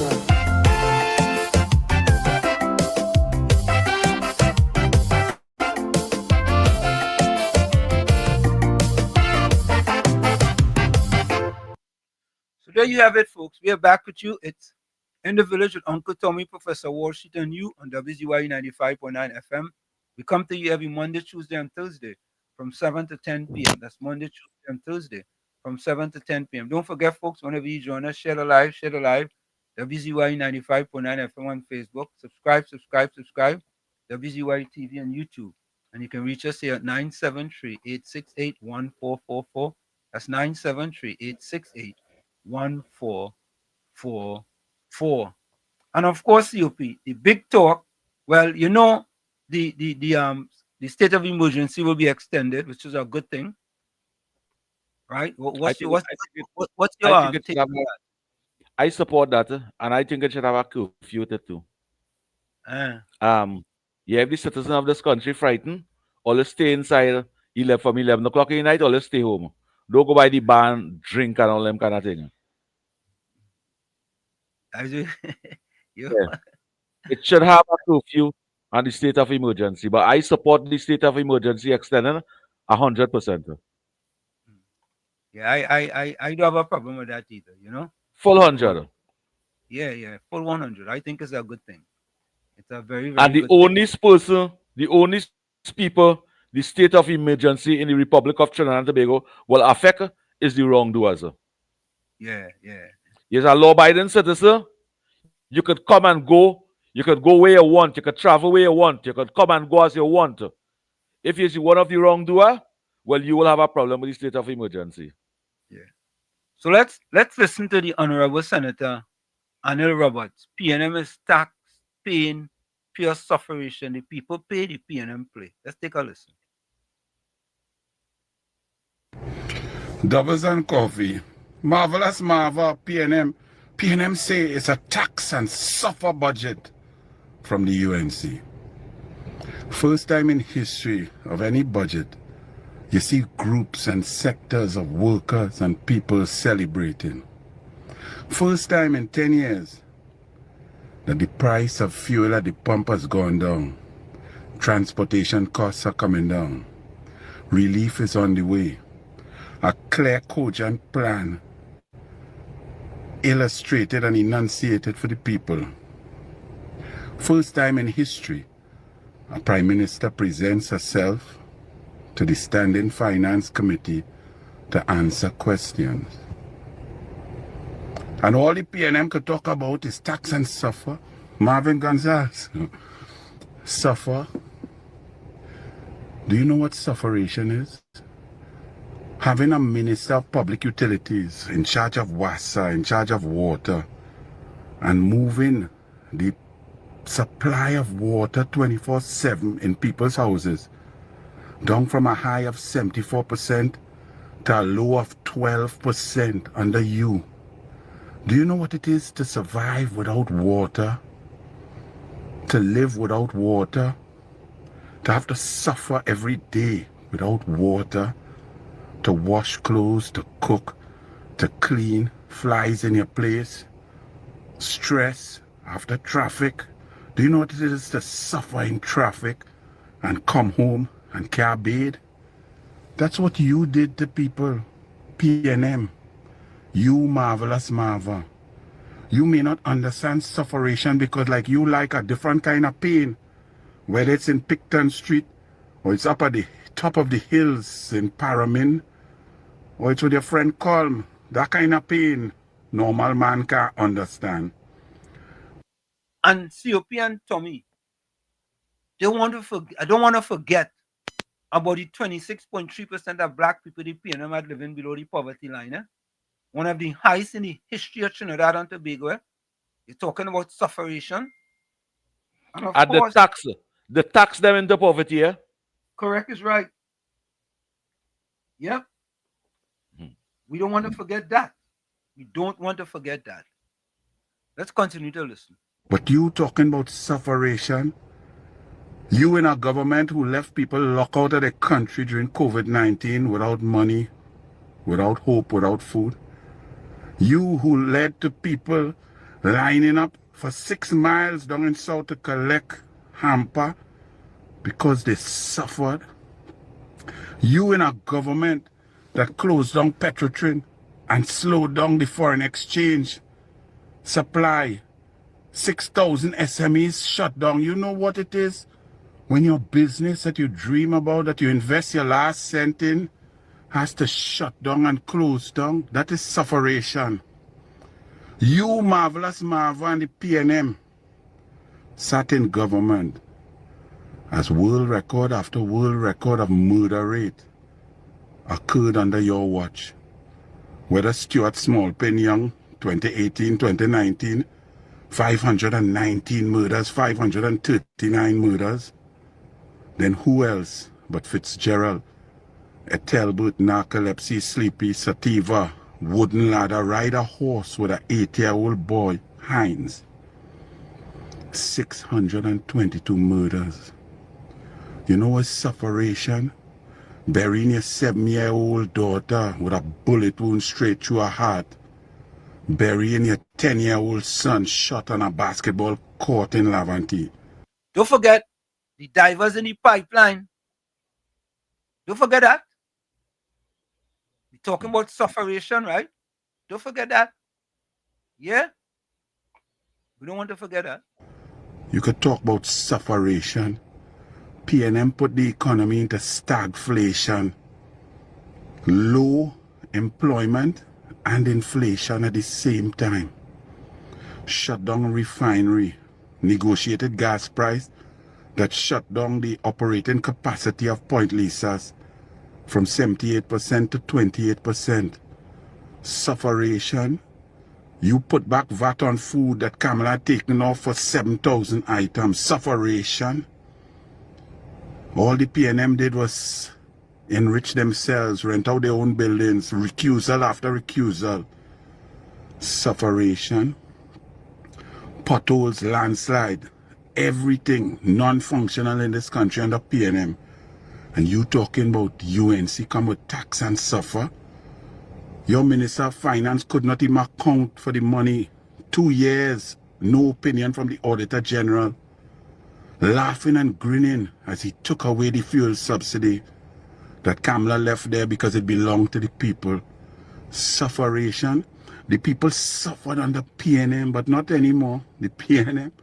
I'm glad you talking Marvelous Marva. You talk more. And Mr. Macaroni Pie and Movie Tongue, and if we eat ham, sufferation. You and Cole Potman and ride a bicycle, all you keep talking. Let Foster talk more with all his family contracts. Let Kareem Marcel talk more with all his CPEP contracts and all the benefits he got from the PNM government. The people not suffering. The people live in hope of a brighter tomorrow because of Kamala Persad-Bissessar. So suffer and tax. The people celebrate and rejoice in the rejection of the PNM. So you keep talking Marvelous Marva and the PNM because you will ensure that the UNC and the intelligent coalition of interests and people who love Trinidad and Tobago will be in government for 10, 15, 20 years because nobody wants PNM. Even PNM rejecting PNM. So you keep talking about tax and suffer. Bless. There you have it. Correct is right, PNM. You want to talk about sufferation? The people that put in power is Tommy. Are you there? I'm right here. Yeah, but it is now clear. You know, clear. Well, you before you was getting a lot of feedback. I keep fiddling with it.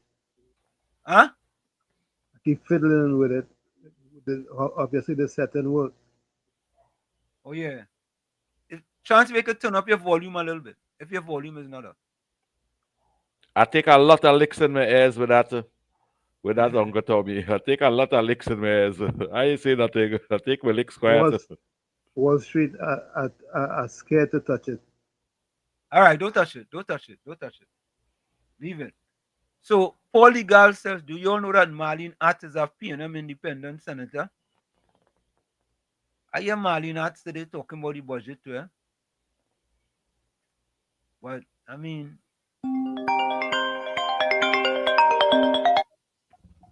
KFC, welcome. Hi, good night, Mr. Worship, Uncle Tommy and COP.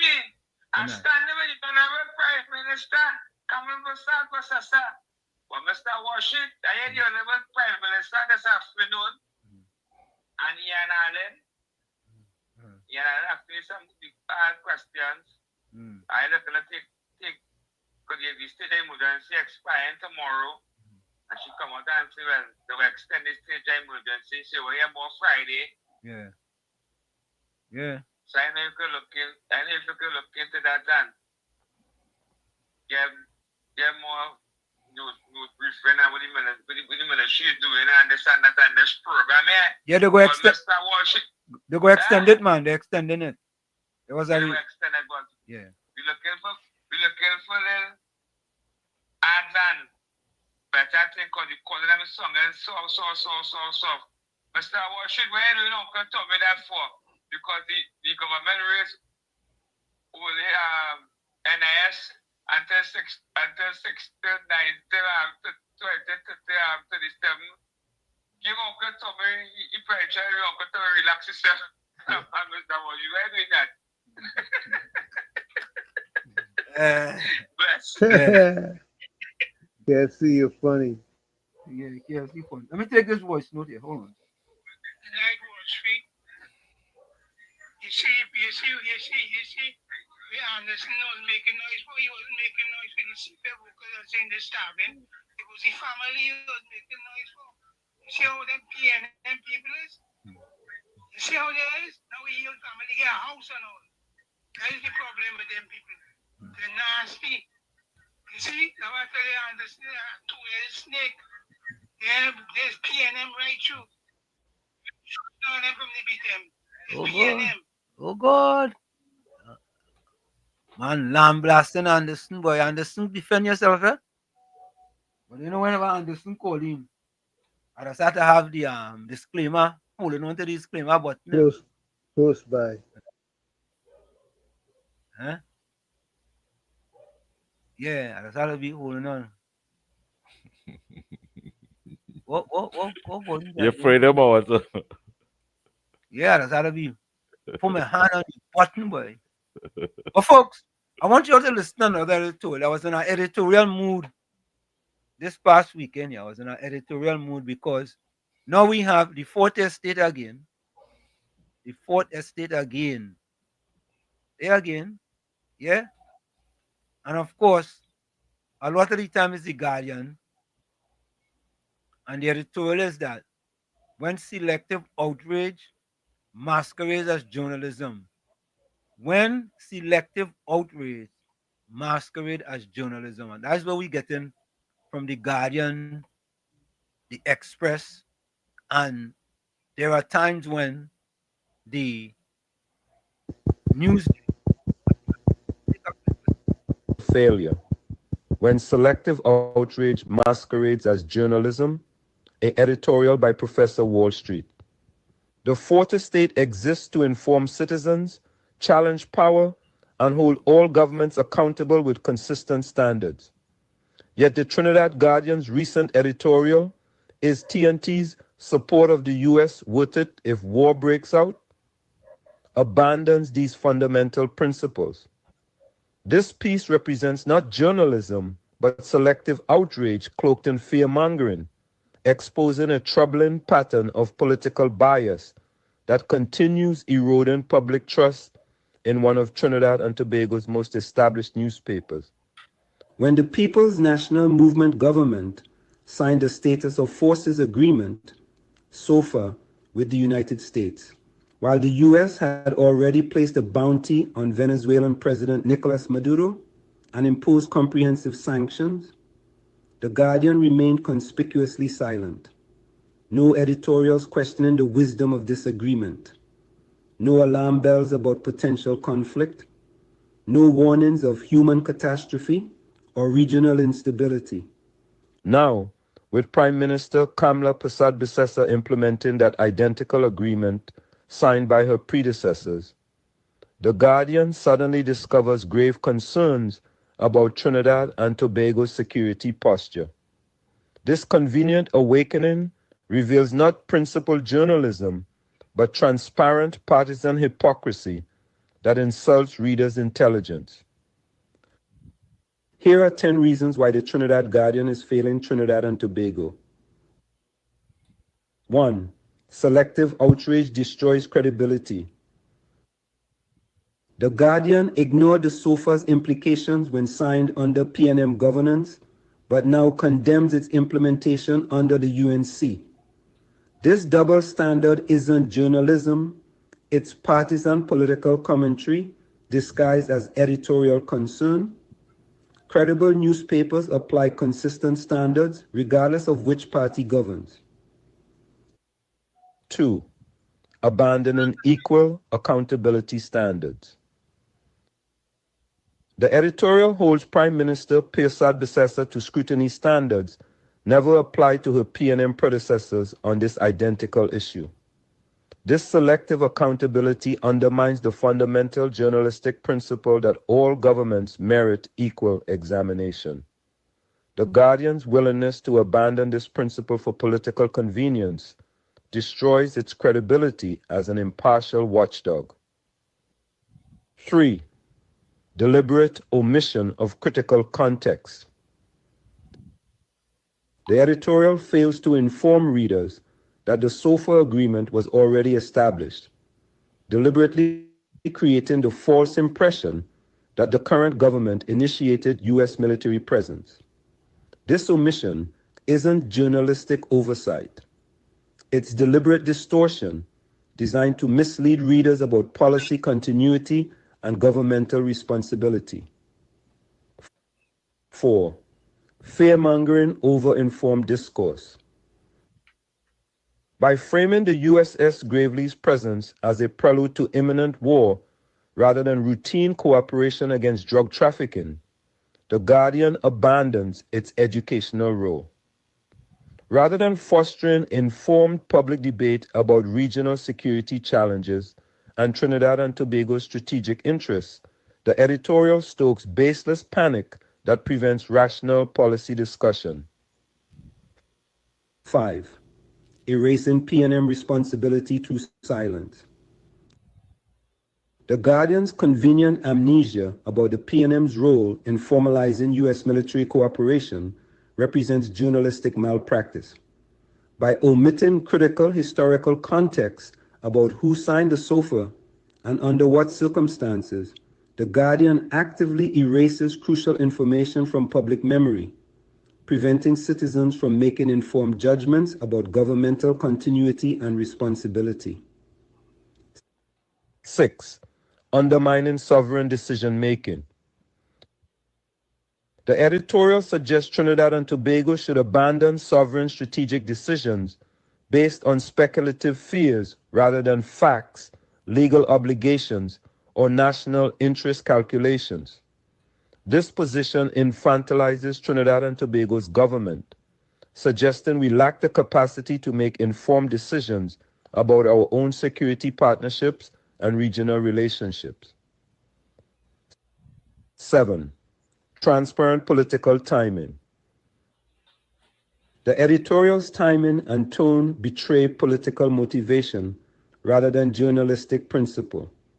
It reads like opposition propaganda rather than independent analysis, raising serious questions about editorial independence and whether The Guardian functions as a newspaper or as an unofficial PNM communications outlet. 8. Ignoring standard international practice. Numerous nations host allied military assets for training, cooperation, and mutual security without sacrificing sovereignty or inviting conflict. The Guardian presents Trinidad and Tobago's participation in such standard international security cooperation as uniquely dangerous, ignoring global precedents and standard diplomatic practice that contextualizes our arrangements. 9. Self-contradiction destroys moral authority. The Guardian cannot credibly claim concern about U.S. military presence when it maintained complete silence about identical arrangements under previous governance. This glaring self-contradiction reveals the editorial's true motivation, not principle, but partisanship. The paper's past silence invalidates its current outrage. 10. Systematic erosion of public trust. By repeatedly abandoning objectivity for partisan political positioning, The Guardian systematically destroys its credibility as a reliable information source. Citizens who recognize these double standards lose faith, not just in The Guardian, but in Trinidad and Tobago's media landscape generally. This represents catastrophic failure of the newspaper's fundamental democratic responsibility.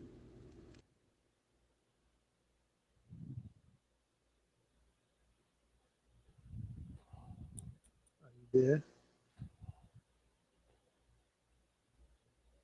Professor. Professor, your mic. Yeah, well, I want to unmute it. If you want to listen to the balance, folks, you can go to WZYE TV on YouTube and you will get the full editorial there. But that is just goes to show you how the fourth estate does operate, right? Under the UNC, they operate differently. And under the PNM, they're more of a pro-government. And even under the UNC, they're still anti-UNC and pro-PNM. I mean, all these editorials, I don't know COP and Tommy. I don't remember seeing all these among the editorials by the Guardian and the Express about the government, you know. I don't remember seeing all these editorials. Even the budget debate. Yeah. I never seen the fourth estate get involved with the budget debate the way they done. Never seen it.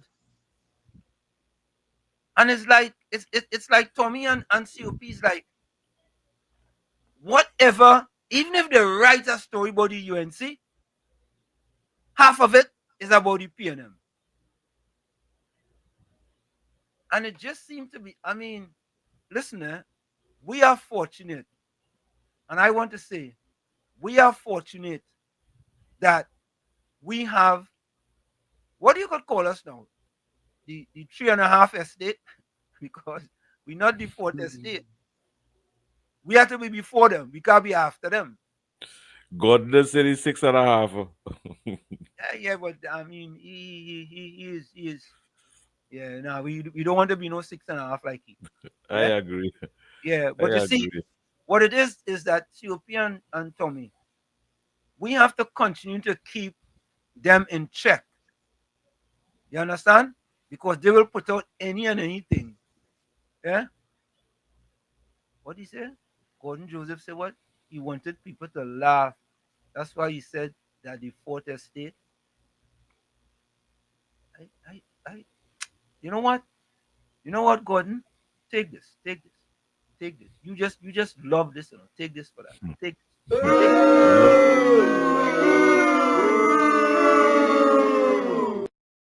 Already comment. Already see the comment on the screen. He wanted people to laugh. That's why he said the fourth estate.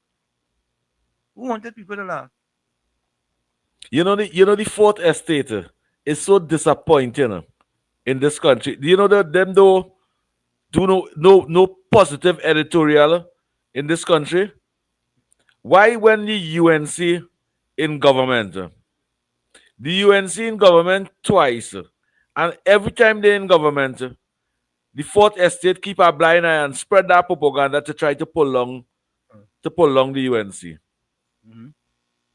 We have to accept them thing in Trinidad. The citizens of this country. You feel all them university children and all them graduates and them don't believe that the fourth estate fooling us. And even the fourth estate they keeping a blind eye towards that. Just to spread that propaganda. We have to remember the propagandists are deployed in every nook and cranny, you know. That the PNM has found itself in, as the gentleman would have said rightly. Dr. Eric Williams, many years ago, said that every single member of the PNM is a propagandist of the PNM. And one of the first things I will do as your new chairman is to ensure that the propagandists of the PNM must be deployed on every nook and every cranny of this country. And we will chase them away on social media, and that the gospel of the PNM must be known to every single citizen of this country. Yeah, I mean. Remember to take the gospel of the PNM and to spread it in your homes, your villages, in your offices, and throughout the length and breadth of Trinidad and Tobago. Yeah, that's what they said. We didn't say that. We didn't make that up. If you know how Marvin Gonzalez don't like you for playing that clip always, so Marvin Gonzalez don't like you at all for playing that clip right through. They say the person who was taping that meeting can't go to a PNM meeting again for cutting out that clip and putting it on YouTube. Yeah. The PNM person who taped that can't go to a PNM meeting again and tape. Yeah, you're correct. Yeah. And a big chairman. Let me say welcome to Himalaya Maharaj, Stephanie Kelman Phillips. That is a Stephanie with an EY boy. I was in Dominican Republic. The other Stephanie with a Y, STPHNY. Stephanie, where you from? We have Edison Prince. We have Kumar Hamid. We have Virginia and Wendell Seals. And we also have Ingrid Matthews out at Tobago, boy. I think Ingrid from Roxborough, Tobago. You know? She's from Roxborough, Tobago, boy. And good night to all of you. Thanks for Yeah. being a part of WZYE 95.9 FM. Share the life. That's important. Tell a friend to tell a friend. Why is that 425 on YouTube? Tell a friend to tell a friend. WZYE live and share the live. That's important. You know, I had meant to play this video a while, but let me get it out of the way. This is Subhash Pandey. Take a listen to this. David Lee's rearrest and predicament has been turned into a political football. I, however, wish to agree with the Prime Minister's position to keep him on as a minister. The opponents are calling for him to be removed.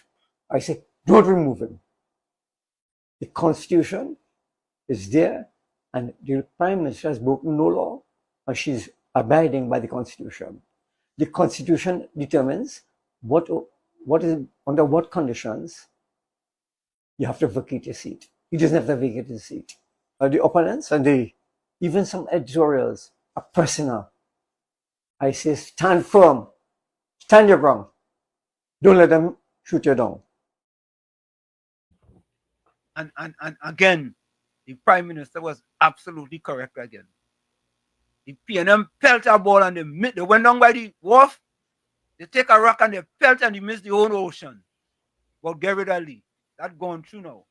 Yeah. He hit the ball at 6. He hit at 6 and nobody can find the ball. Nobody can find it. They can't find that ball. They can't find it. Nobody could find it. They tried to LBW him twice. Yeah. Twice they tried to LBW. Yeah. And he hit them for 6. Uncle Tommy, that's right. You go resign, just come and get president rock back, man. That's right. Yeah, and that's like a whole lot. But Star Wars, Uncle Tommy, serious business here. Yeah. Right? Marley McFarland is the director agency, right? I don't know. You telling me. You telling me. Show the director agency under the PNM. She from Tobago, Rowley, bring she here. Okay. I show the director agency, right? And Foster comment up here. Why is there Foster comment? That only contract up there, they build all the housing up there. They took all up there. Foster comment. Castle. Right? Yeah. When it was a former contract, it was a contract. So they name Austin Rogers Group and Company. Now you see more in the paper and headline and thing, right? Yeah. They have abandoned building in the back here. And doing all the watchman work here. 5 fortnights now, I ain't get paid.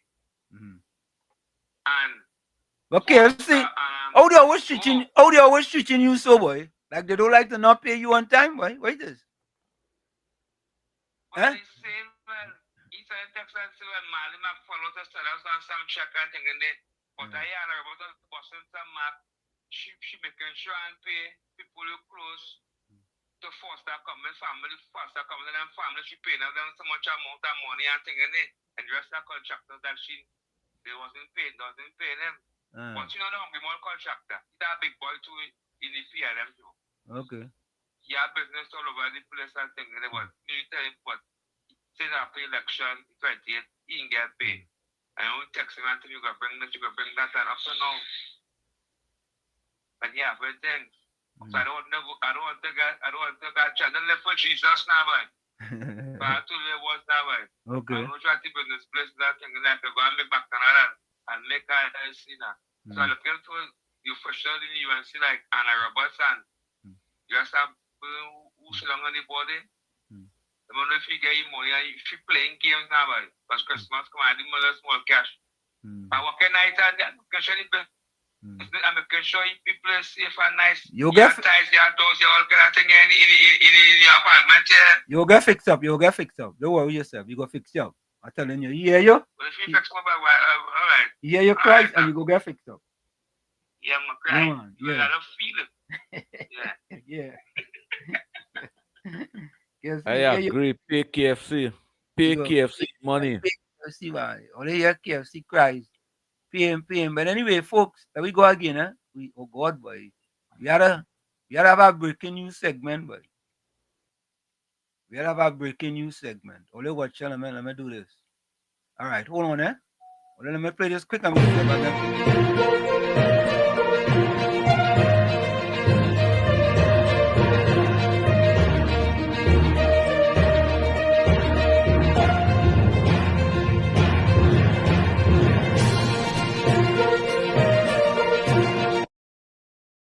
So, folks, breaking news. Again, who just sent me this thing? Yes, the WZYE political analysts, political researchers, Caribbean Soul. This is from CNC3 or PNM3. Kamala accuses CARICOM of siding with Venezuela over TNT. Prime Minister Kamala Prasad has criticized CARICOM, described it as an unreliable partner that has chosen to side with Venezuela over Trinidad and Tobago. They chose Venezuela over Trinidad, and that is something we need to remember, she said during an interview on the local Prime Watch program this evening. Commenting on TNT support for the United States military deployment of Venezuela to combat drug trafficking, she added, "It's very clear that some of our CARICOM partners have taken a different view by talking about the zone of peace, but there is no zone of peace in Trinidad and Tobago." You know something? Let me see if I get this. Let me see if I could get this story right now and play it for you guys. Let me do something here real quick. Let me try. You know, we just do it here. We originate, we don't imitate. Let me try something quick. COP and Tommy, if you guys want to take it here while I try to get this this video here with Prime Minister Kamala Prasad Bissessa when she was on I think somebody just sent me it, you know. Oh, I'm fellas quick, you know, boy. Yeah, boy. Yeah. You think it easy? Boy. Choice Smith, boy. Choice Smith here inside, boy. Choice Smith sent it to we already, you know. Yes. Yes. We ain't making joking. That's a family. That's a family, the village family. So soul is commendable too, you know. Yeah. We don't want that. We don't want that. We don't want that song. We don't want that song. So let me get that down for you guys. Let me see.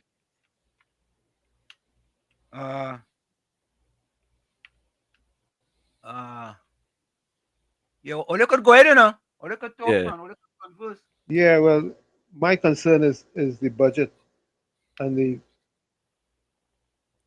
hypocrisy and propagandists at work trying to debunk or derail the budget.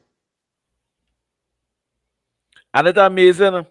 It's amazing to hear them speaking about the budget, Uncle Tommy. It's really amazing to hear PNM come and meet everything good in this country under Rowley. Everything. And them complaining now. You had the video there, Professor Wall Street? Yeah. I got it right there. Go on with the video. Right now. Yeah, man. Let me remove that there. Let me remove that and I'm going to bring up this video here. You don't want to listen. But this budget will get passed. It will go through. Okay, hold on. Yeah, we getting it, man. You already know what it does do. Yeah, we originate and we don't. Here we go. Here it is, folks. I'll tell all you go, guys. Being easy, yeah, you know. And let me do this. We go get the whole screen of it. Listen to this, folks. This is the Prime Minister on Ian Allen Crime Watch.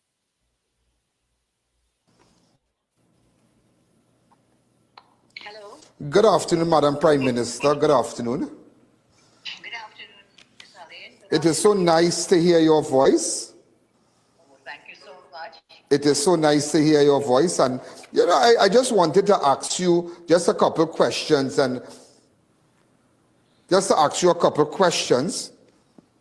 Certainly. With respect to the Venezuela intends to suspend the Energy Corporation.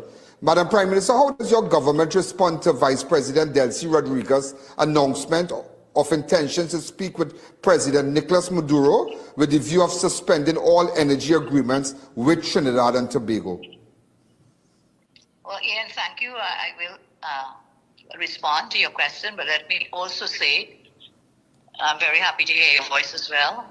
And it's been a few days we haven't spoken for a while, but it's always good to hear your voice. And I know all of Trinidad and Tobago, and I understand other CARICOM islands also love to hear your voice. So thank you for sharing your voice with me this evening.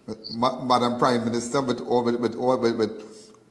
due respect, you are fully aware of what I'm doing. Yes, I am, and you're doing great work. Continue with your good work. Thank you. So tell me, with respect to Delcy Rodriguez's announcement of intention to speak with President Nicolas Maduro with the view of suspending all energy agreements with Trinidad and Tobago, tell me. Okay, first of all, the government of Trinidad and Tobago has not received any official conversation or policy decisions. There's been nothing official to the government of Trinidad and Tobago.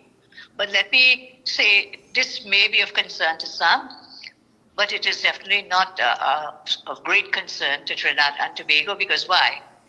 Our future does not depend on Venezuela, and never was or has, because we have plans and projects to grow our economy, both within the energy and the non-energy sector. So the last government mistakenly placed all the eggs in that one dragon basket. We have not done so, and therefore we are not susceptible to any blackmail from Venezuela for political support. We continue to maintain very peaceful relations with the people of Venezuela, and we have not had any energy discussions with the government since we came into office with the Venezuelan government. We have not had any energy discussions with them since we came into office. So that is my take on that. Whilst it may concern some, our aim is to diversify economy within the energy sector and in the non-energy sector as well. Ma'am, could you elaborate a little more on diversifying the economy with respect to non-energy sector and energy sector? Definitely. We have plans and projects in the tourism sector. Look, Ian put up a picture with the money Prime Minister, yes? Ian good enough. All you hear that, eh? Yeah. The government, that 2012 picture. Yeah, the government is interested in diversifying the economy. So they put all the eggs in one dragon basket. You understand? And this is astute by Prime Minister Kamala Persad-Bissessar. Let's continue to listen. We also have some plans and projects in the agricultural sector and several other projects in various ministries that are non-energy matters for diversification. We're also looking at, one second. Yes, we've also will be launching next week a full discussion and consultation with stakeholders, that is with the state enterprises sector, with the private sector, and of course the government sector. We intend to launch next week. We roll out some of those plans and projects in more detail next week, when you can get some more details about it. But we are not putting all our eggs in the energy basket, and most certainly we are not putting all the eggs in the dragon basket. Ma'am, how do you describe the Vice President Delcy Rodriguez's statement accusing Trinidad and Tobago of collaborating with CIA to wage a war on Venezuela? What's your reaction to her claim? Well, again, I have no official communication from that, but I can answer. That is not true. What is taking place now are joint training exercises between the U.S. and our military here for improving our internal security. And I will share with you, and I stand by my words, no one, whether it's the Venezuelan government, CARICOM, or any other entity, no one will pressure us or blackmail my government into retreating from the fight against drug cartels. So you know what? You must be as I am, because you're on that beat. We are tired of seeing our citizens murdered, terrorized because of gang violence, driven by drugs illegally, arms trafficking, human trafficking. The safety of our citizens is my duty and my main concern, and we will do what we can to keep them safe and make them safer. As we continue, Madam Prime Minister, U.S. military cooperation in the USS Gravely visit. The arrival of the U.S. Gravely and joint exercises with the Trinidad and Tobago Defense Force have drawn criticism from Venezuela. How do you respond to concern that Trinidad and Tobago is being used as a base for U.S. military operation? That's what they're saying, that Trinidad is being used as a base. Well, that is certainly not true. Absolutely untrue. We are not being used as a base. We have had ships come here before. Ship came now, and ships will come after, because we have a history of cooperation with the United States. I mean, you must remember the United States is one of the largest nations, one of our largest trading partners, and of course we have a history of cooperation between the two nations. So I say categorically, so there is an agreement. We have no plan. We have no plan. We have no plan. No plans for Trinidad to be used as a base for any military interventions anywhere else. How do you balance national security cooperation with the U.S. while maintaining good relations with your regional neighbors? We maintain that we have good relations and all good things for the people of Venezuela. We stand in solidarity with the people of Venezuela, and I can balance it in that regard, because that is our intent. We have no intention, as I say, of trying to make it used as a base. There's been no such request from the U.S., and instead requests for training and help, even humanitarian projects like these militiamen who are here could help us with projects at schools or even some of our dilapidated bases, military bases in the country. So that is what this visit is about, that military cooperation for training and for humanitarian benefits as well to the people of Trinidad and Tobago. Do you think that you have full support from your regional heads in what's happening? Go ahead. It is clear. I'll be burying my head in the sand if I were to say yes. It is very clear that some of our CARICOM partners have taken a different view by talking about a zone of peace. But there is no zone of peace in Trinidad and Tobago. Maybe there's a zone of peace in some of those other CARICOM neighbors because they are further north. We are the closest here to the mainland. And of course, we are being hit, I think, really seriously hit with the drug trafficking, the gangs, the cartels, the human trafficking, the gun running. That is not happening in their country because they are not having 600 murders in a year. The level of their crime is not what is happening in Trinidad and Tobago. So they are saying it's a zone of peace, keep a zone of peace. But Trinidad and Tobago is definitely not a zone of peace. We have witnessed too many murders, too much crime, and too much drug running, human trafficking, gun running to Trinidad and Tobago. So CARICOM is proving to be an unreliable partner in some regards because they chose Venezuela over Trinidad. They chose Venezuela over Trinidad. And that is something we need to remember. Madam Prime Minister, seeing that you're speaking about CARICOM, and I'm sure you're aware that the Hurricane Melissa and Trinidad and what's happening in Jamaica.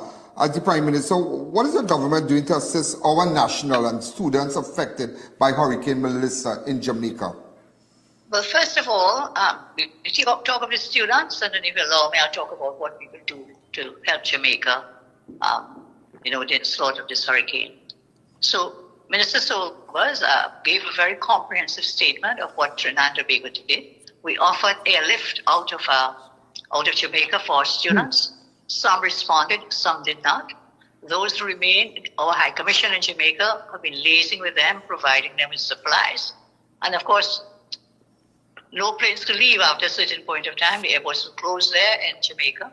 And I think we've done our share of trying to help them in the best way we can. Accommodation. For those who did not accept, we did not accept our offer for airlift. Some of them, some did, and we brought them home. And remember, these students are adults. They're not the children. Of course, they're somebody's children, but they are adults at university. We did offer the helping hand. Some took it. Some I was told, and I cannot verify, but I was advised that some students were waiting, watching the Met reports, and hoping this too shall pass. Yeah. And by the time they probably decided they wanted to come, the airports were closed, we could not bring them. Other countries have done the same. Other CARICOM nations did not even send in airlift for their students. I think we were one of the few that sent in airlift and offered airlift with Caribbean Airlines. Some made a decision to stay. Yes. But you know, Madam Prime Minister. For some of them, maybe some made a decision to stay, or some made the decision not to take up the offer, and some only caught on to it when it became too late, when the airports were closed. You know, I want to tell you thanks again. I think we also did some airlift for Bajan students as well. I've been advised about 25 Bajan students. We assisted with their airlift back to their home. You know, Madam Prime Minister, and I will tell you this. What you are telling me here, 3/4 of Trinidad and Tobago don't know that you had extended, that assistance for those stranded in Jamaica and what you did. And I am asking you, and I'm asking you publicly and live where millions of people are watching, is it possible that some of your ministers, when they do these things, that they could send that information to our media house? Well, I was under the view that it was being sent to your media house, so I will check up on that, Ian. Yeah. Make sure that you get it because you have such a large coverage. Yeah. So we will look into that. Thank you again. And before we end, and what exactly is Trinidad and doing for Jamaica on a whole, with respect to assistance and whatnot? Certainly, I communicated with Prime Minister. So, folks, in the meanwhile, put your closing comments in the chat. Put your closing comments in the chat. Put your closing comments in the chat. Put your closing quotes and send your closing voice notes. Put your closing comments in the chat. Send your closing voice notes. All right? So let's continue to listen. We just have a few minutes left. Honest earlier today, of course, pledging our support and extending our prayers and best wishes for the government and people of Jamaica. But in addition, I have already begun mobilizing support for Jamaica, our solidarity with that government and with the people there. And we have already begun to mobilize supplies to be sent to Jamaica. Prime Minister Holness indicated to me that I said we would be sending food supplies and essential services, but I asked if he could, when he can, in the aftermath, if he could let us know if there may be specific things that they need. So we may consider human resource, technical expertise, and of course, essential food items, and any other matters that would be reasonable for us to assist them. But that process has already begun. After speaking with the Prime Minister, after communicating with Prime Minister Holness, I put a team in place. They've been meeting several hours today. Tomorrow I'll be meeting that team as we plan to move. We are mobilizing, and we are calling upon our citizens here who would like to help, who are in a position to help, that if they will also donate relief supplies for the people of Jamaica. Madam Prime Minister, before we go, I just wanted to find out, tomorrow the SOE ends, tomorrow October the 20th. The state of emergency is set to expire tomorrow. Does your government intend to extend it? One moment, please. The answer to that is yes, Ian. The Commissioner of Police has given to our Attorney General and other members of the National Security Council the recommendation that the SOE be extended. That has now been, the motion to do so has now been placed on the order paper by the Parliament for debate on Friday of this week at 1:30 p.m. So it will be extended? We will go to the Parliament with a motion to approve the extension. On Friday, but you have to go to Parliament. But before we go, are you satisfied with the results that you have gotten so far? I think so. I mean, I'm seeing your number up there on your screen. Murder Toll 2025, which will be some during their time and some our time. They also had SOE. We have the SOE. I've seen 307 murders. And if you remember, at the same time, last year, under the PNM, it would have been far more than that. 537 last year. Last year, this same day, it was 537. Yes, 557. So that is a tremendous reduction in the murder rate. And there's something else here, and before we go off on this stuff. the PNM seems to be forever out there fighting up and fighting down everything. For example, when they are commenting about what we are doing in the fight against crime, supporting the U.S. intervention in the Southcom, it appears like they want to support the traffickers, the drug traffickers and the human traffickers. Then they seem to want to support the home invaders because they're fighting on the Stand Your Ground bill. Incarcerated gang leaders, the deputy leader of the PNM is fighting to get an incarcerated gang leader out of jail. And then they call upon Minister Alexander to disclose undercover leakers, suppliers, and so on, which will then expose Yeah, but you can't do that, sir. You can't do and that. Also, the drones, they're talking about, they want to know about the drones and the surveillance. We can't do that. Those are national security issues. Again, they seem to be on the side of the criminals. That's what the PNM's running narrative is about. We cannot stand for that. We stand firm. We stand our ground. And we'll do the best we can to ensure greater safety and security for the people of TNT. Well, Madam Prime Minister, I must say it was so nice speaking with you. And I'm sure everything that I asked you here, the nation, I'm sure the viewers are happy all over, or the Caribbean, everybody's happy, and those who are watching in Trinidad and Tobago, outside of Trinidad and Tobago, they are happy, and now they are aware of what exactly is going on, and your plans and so. So I want to tell you thanks. I really want to tell you thanks, and I wish you all the best. And I want to tell you this: you're doing well. You're doing well. You're doing well. Thank you. But before you go, Ian, you and all right-thinking citizens of Trinidad and Tobago know we put TNT first. TNT first. That is our aim and that is our goal. And thank you very much for this opportunity. Thank you, Madam Prime Minister. Have a wonderful evening. Thank you again. So, folks, there you have it. Prime Minister Kamala Prasad Bissessa. Of course, we say we originate, we don't imitate. Yes, COP, Tommy. We bring it live and direct. Yeah, let me move that. Go back over here 1 minute. Let me go back over here. Live and direct. Here we go. Yeah, of course, we bring it to you folks live and direct. Right, COP, any comment? Tommy? I just wait for that same opportunity that Ian Allen had for WZYE to get that same opportunity. We go get it. But I give Ian Allen 10 out of 10 for that interview. Yeah, listen to this. I guarantee we go get it. I guarantee it, yeah? Or they take that guarantee to the bank, yeah? I guarantee it, yeah? KFC, welcome. Hi, good night, Mr. Washit, COP, Professor Washit, yeah, man, and Uncle Tommy. I Yes, sir. stand with the Honorable Prime Minister, but Mr. Washington, COP, and Uncle Tommy, Ian Allen big in the dance. Yeah, he big in the dance. Oh, yeah. Ian Allen get a call and get reply one time. Yeah. On every program we got that by. We go get it. All know where we getting it. I tell you all you. All you know where it is. Look how long I stand and I call it and nobody reply back to me, Mr. Washington, or treat them so and I get big like Ian Allen. No. You get called back, man. We'll call you. I'm telling you, they will call. Well, the budget that passed yesterday in the higher house today. The debating the senators and all of them. Yeah. It must hold on and trust the process. Those suffer peacefully. Come out and talk. You're good, man. You're inside, man. No, well, I was in the picture frame, remember some? I was in the picture frame, right? Yeah. For a long while, nobody was still call my name.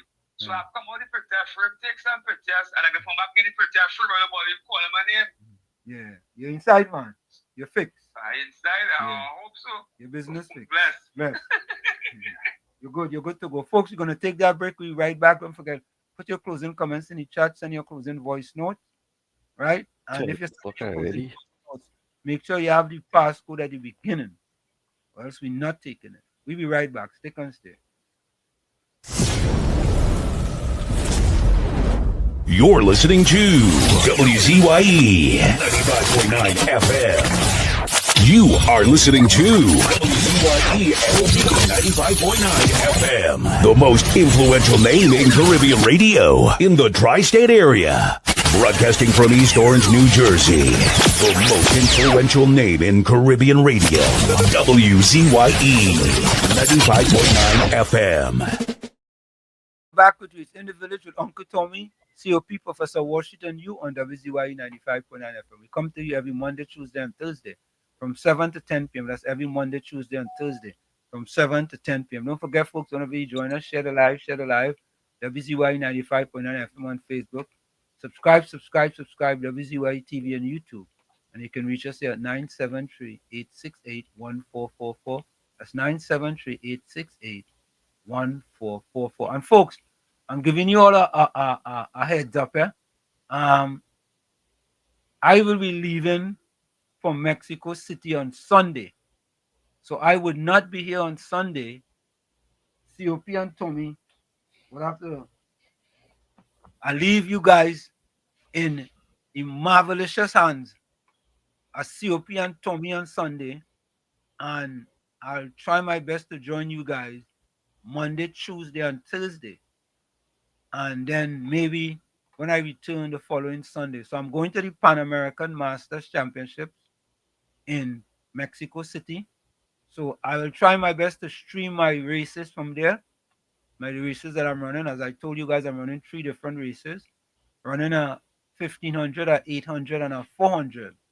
And it's goal or bust. Goal or bust. No participation medal.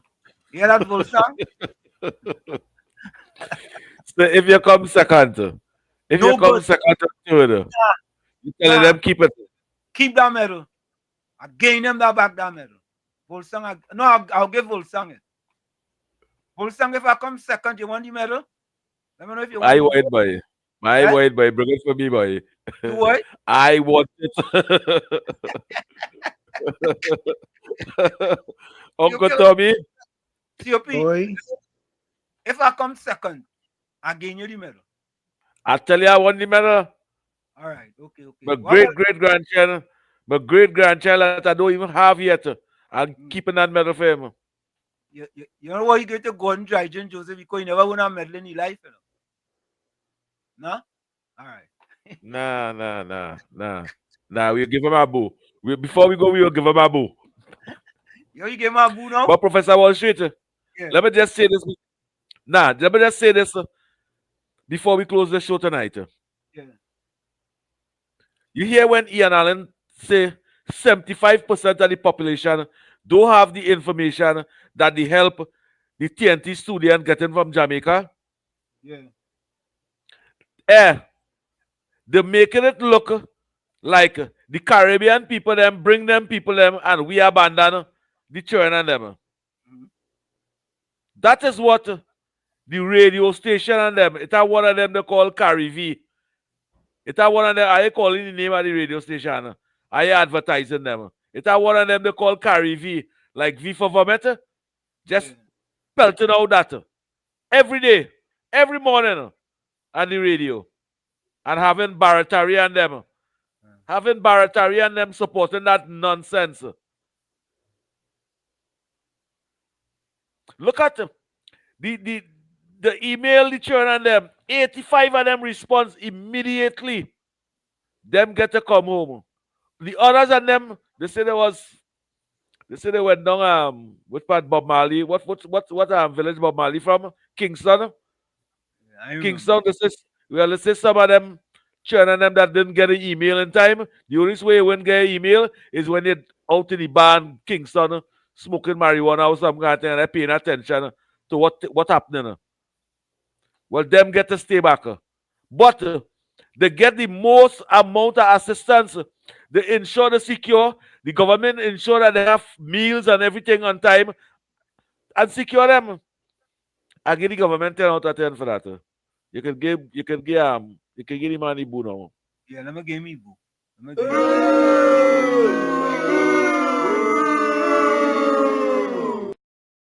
Abu just you get Abu as an accessory to Abu.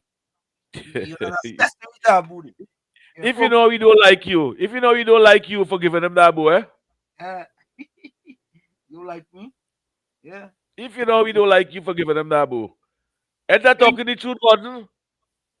But listen to this now. You know this now. YouTube boy block a video I did with Kim Cole. They say it was bullying, boy. It was cyber bullying. And they block it, you know. But I'm glad they didn't block the channel. I did a video on Kim Cole for what she did with Prime Minister Kamala Prasad Visesa. And I typed it with Kim Cole, and they blocked the video. They say it was cyber bullying. I said, wait, I don't say delete it, yes? Immediately. Anyway, folks, here's my closing comment. That's why I'm playing nothing with it tonight, boy. YouTube block it, boy.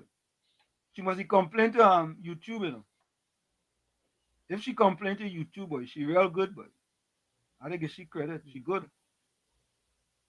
Where is that thing now? I think this is there. Here we go. And I thank. Today is Monday, October 27th, and I thank you for another day of life, for another chance to start again. A new week begins today, and I place in your hands every step, every plan, and every dream. May everything I do begin with your presence and end with your blessing. Lord, shine your light upon this new beginning. Renew my strength, inspire my thoughts, and guide my heart through your ways. May this week be filled with peace, direction, and victories. Wherever I go, may your hand lead me. May your voice teach me, and your presence surround me. Turn every challenge into an opportunity, and every day into a testimony of love. Today I choose to trust, to walk in faith, and to spread kindness. Because those who walk with you, Lord, never walk without purpose. Before me stands a new week, and I declare it will be blessed, productive, and filled with your presence. In Jesus' name, amen. If this prayer touched your heart, write amen in the comments and share it to bless someone's week. God, good. From where I said this is it, the clock on the wall said that's all I like to stay, but I've got to go. Remember, hard work beats talent when talent does not work hard. And for every 60 seconds of anger, you lose 1 minute of happiness. Remember, your circumstances may determine who you are, but you are responsible for who you become. Go ahead, Tommy. Yes. I always say, you the man in the mirror, you have to become that change you want to see. However, if you're looking at the mirror and you don't like what you see, you cannot be in the mirror. Never look down on a person unless you give them a hand up. Love you all. Be safe. We'll see each other tomorrow, God willing, right here in the village. Good night. Thank you. Thank you, Tommy. Go ahead, COP. Professor Wall Street, your closing comment, I thiefing that closing comment from you too. I just telling Trinidad and Tobago, stay good, be safe, and set goals in life. I take your closing comment too. Good night, Trinidad and Tobago. Thank you. Good night. Thank you. Let me see if I have anything here in the chat. Good night to you, Uncle Tommy. Same to you, my friend. Yeah, yes. Yeah. Night to you. Let me see something.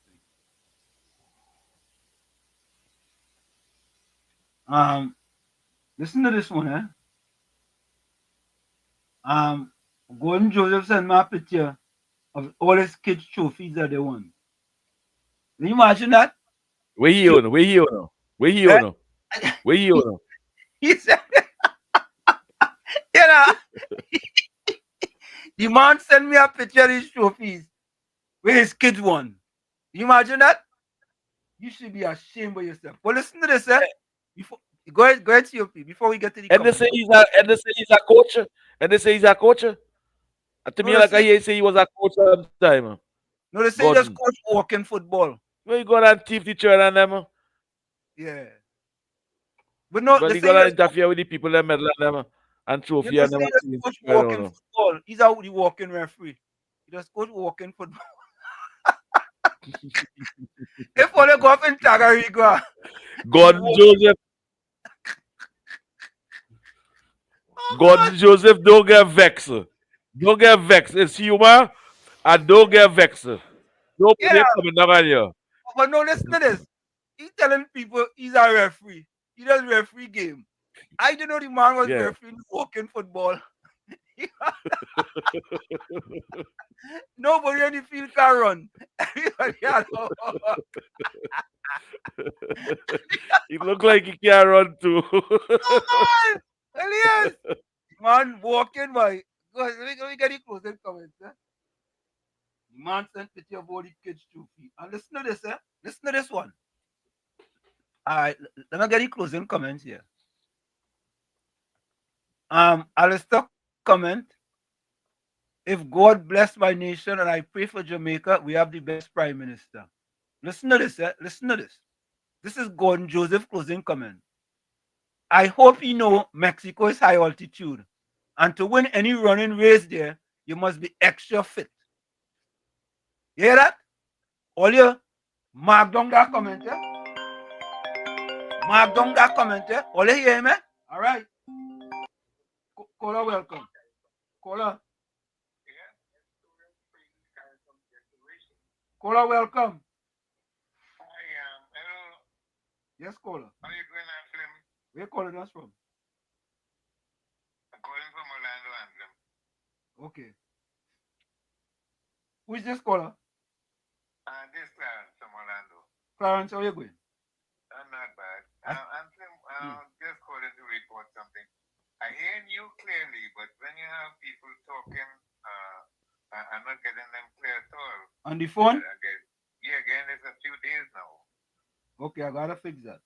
Thanks a lot. Right? Right. Whenever you're hearing on the phone, you're not hearing them clearly. I'm hearing you clearly, right? Mm. But the people that calling you are not getting them clear. They All right. sounding very low. Yeah, I go fix that. I go fix it. All right? Yeah, man. Thanks a lot. Okay. Thank Take you. care. Yeah, man. Bless. Nice. Yeah. Alistair, welcome. Alistair.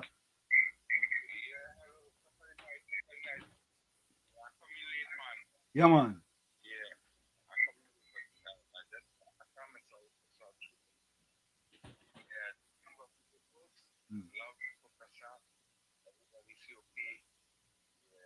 Yeah, man. Yeah. Thanks. Yeah, man. Bless. Yeah, cool. I gotta fix that. I gotta call the engineer to fix that. Gordon, listen to this, eh? I hope you know Mexico is high altitude and to win any running race there, you must be extra fit. Let me ask you a question, eh? COP and Tommy, if I go in and run and it's high altitude, the other people that are running high altitude too? True. If I go into running high altitude, it's like, listen now, my lane alone go have high altitude, and the other people lane next to me, them is regular altitude. Regular. Yeah, them is regular. Boy, nah. Remember he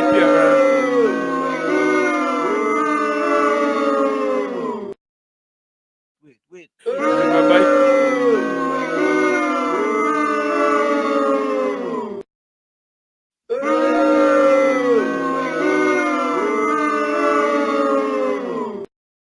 You know what that song like? You know what that song like, COP and Tommy?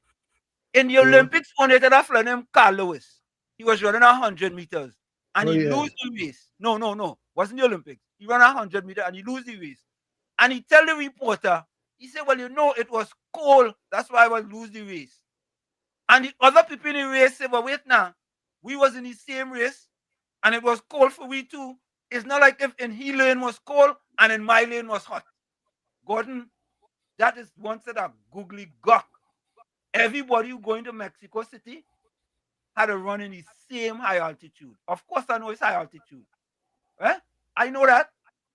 And I know how to hydrate as much as possible. Anyway. Remember he parents abandon him and leave him in Venezuela, you know. Say expect them kind of say expect them thing. That problem child. Correct is right. Alistair said I stand by my Prime Minister Kamala, top of the night, and I come in late. Good night, Alistair. Closing comments. The heaviest burden we carry isn't sorrow, it's anger. Sorrow eases with time, but anger eats you up. from the inside until there is nothing left. Yeah? Good night, Miss Santa Cruz. Good night, Miss Santa Cruz. Virginia said this is how this is how the evil PNM matrix media and advertising does suppress information from the public. The PNM and the matrix media and advertising is a crime against humanity going on in TNT. Tranja Ragbear says, great is our PNM and the UNC. Bennett Thomas says, don't start no shit. We could say that. There'll be no shit. I was trapped in Jamaica in 1988 with Hurricane Gilbert. We could say that. Till tomorrow, God willing, stay blessed, stay safe, stay dry and hydrated. Thank you, Miss Santa Cruz. Sherry Mohammed says, Father God, please stretch out your righteous hand over Jamaica and calm the storm. Please, Father God, in the mighty name of Jesus Christ. Thank you, Father God. Amen. Thank you, Sherry. Anthony Ford says, good night, everyone. Be safe out there. People till tomorrow. God bless. Devi Paris says, what a beautiful, warm, soft-spoken PM. Caribbean Soul says, great is stepping over the things you used to trip on. Monica Ramke soon said, KPB, great job. Mr. Intellectual said, we have to have a category called Hypocrite of the Week. Okay, and there you have it, folks. That's it. We are out of here. See you. Same WZYE time, same WZYE channel. Later, we out of here. Bye-bye. When UNC wins, everybody wins. When UNC wins, Trinbago wins. Trinbago wins. Everybody. I'm going to come back here real quick because I saw a voice note here. I want to play this voice note. Yes, I joined in late, but I am still standing with the Prime Minister for everything that she do or say that is truth and relevant. And we know all the PNM stalwarts, the heavy rulers, they're dead. But Kunji was supposed to play a video that he promised tonight, and I'm wondering if he did or if it was the normal lie. Parangtime. This is Parangtime. The lie. I don't know. So I'm asking Kunji, did you play the video that you promised you didn't want to play on the next program? Nice to see you on other platforms too, because I am one of those who, in shame and I have nothing to hide, and I know hypocrite. I do listen there to Dominic. Yeah, these fellas, and then when you see the talk, you can see substance. You're comfortable to listen to them.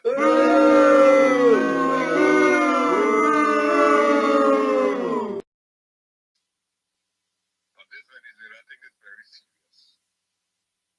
And what bothers me, boy, is the lies, boy. So somebody go tell you they want to come by you, and they wouldn't give you details. That is one. Or you wouldn't ask them, well, where you coming for? And they go tell you, well, I come in to train your men.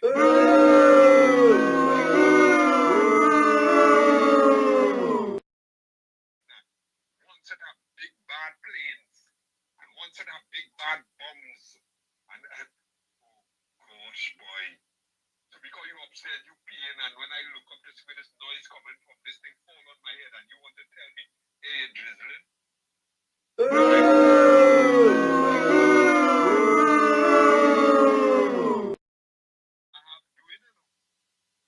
for yourself now. Invest the choir.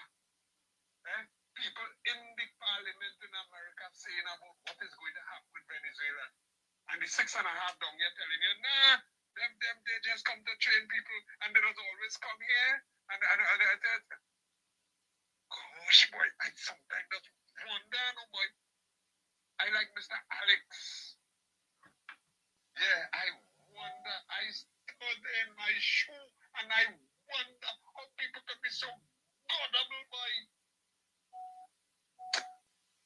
We gotta pray for Jamaica and hope that the worst of it wouldn't hit them, alright? And let me get serious here, right? Good night. When you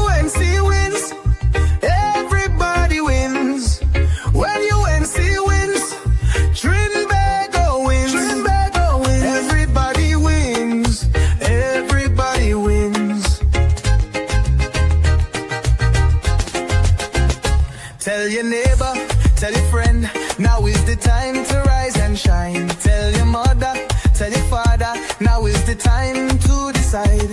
If you want leaders who can build, place your ex by the rising sun. If you want leaders who can lead properly, place your ex by the rising sun. On election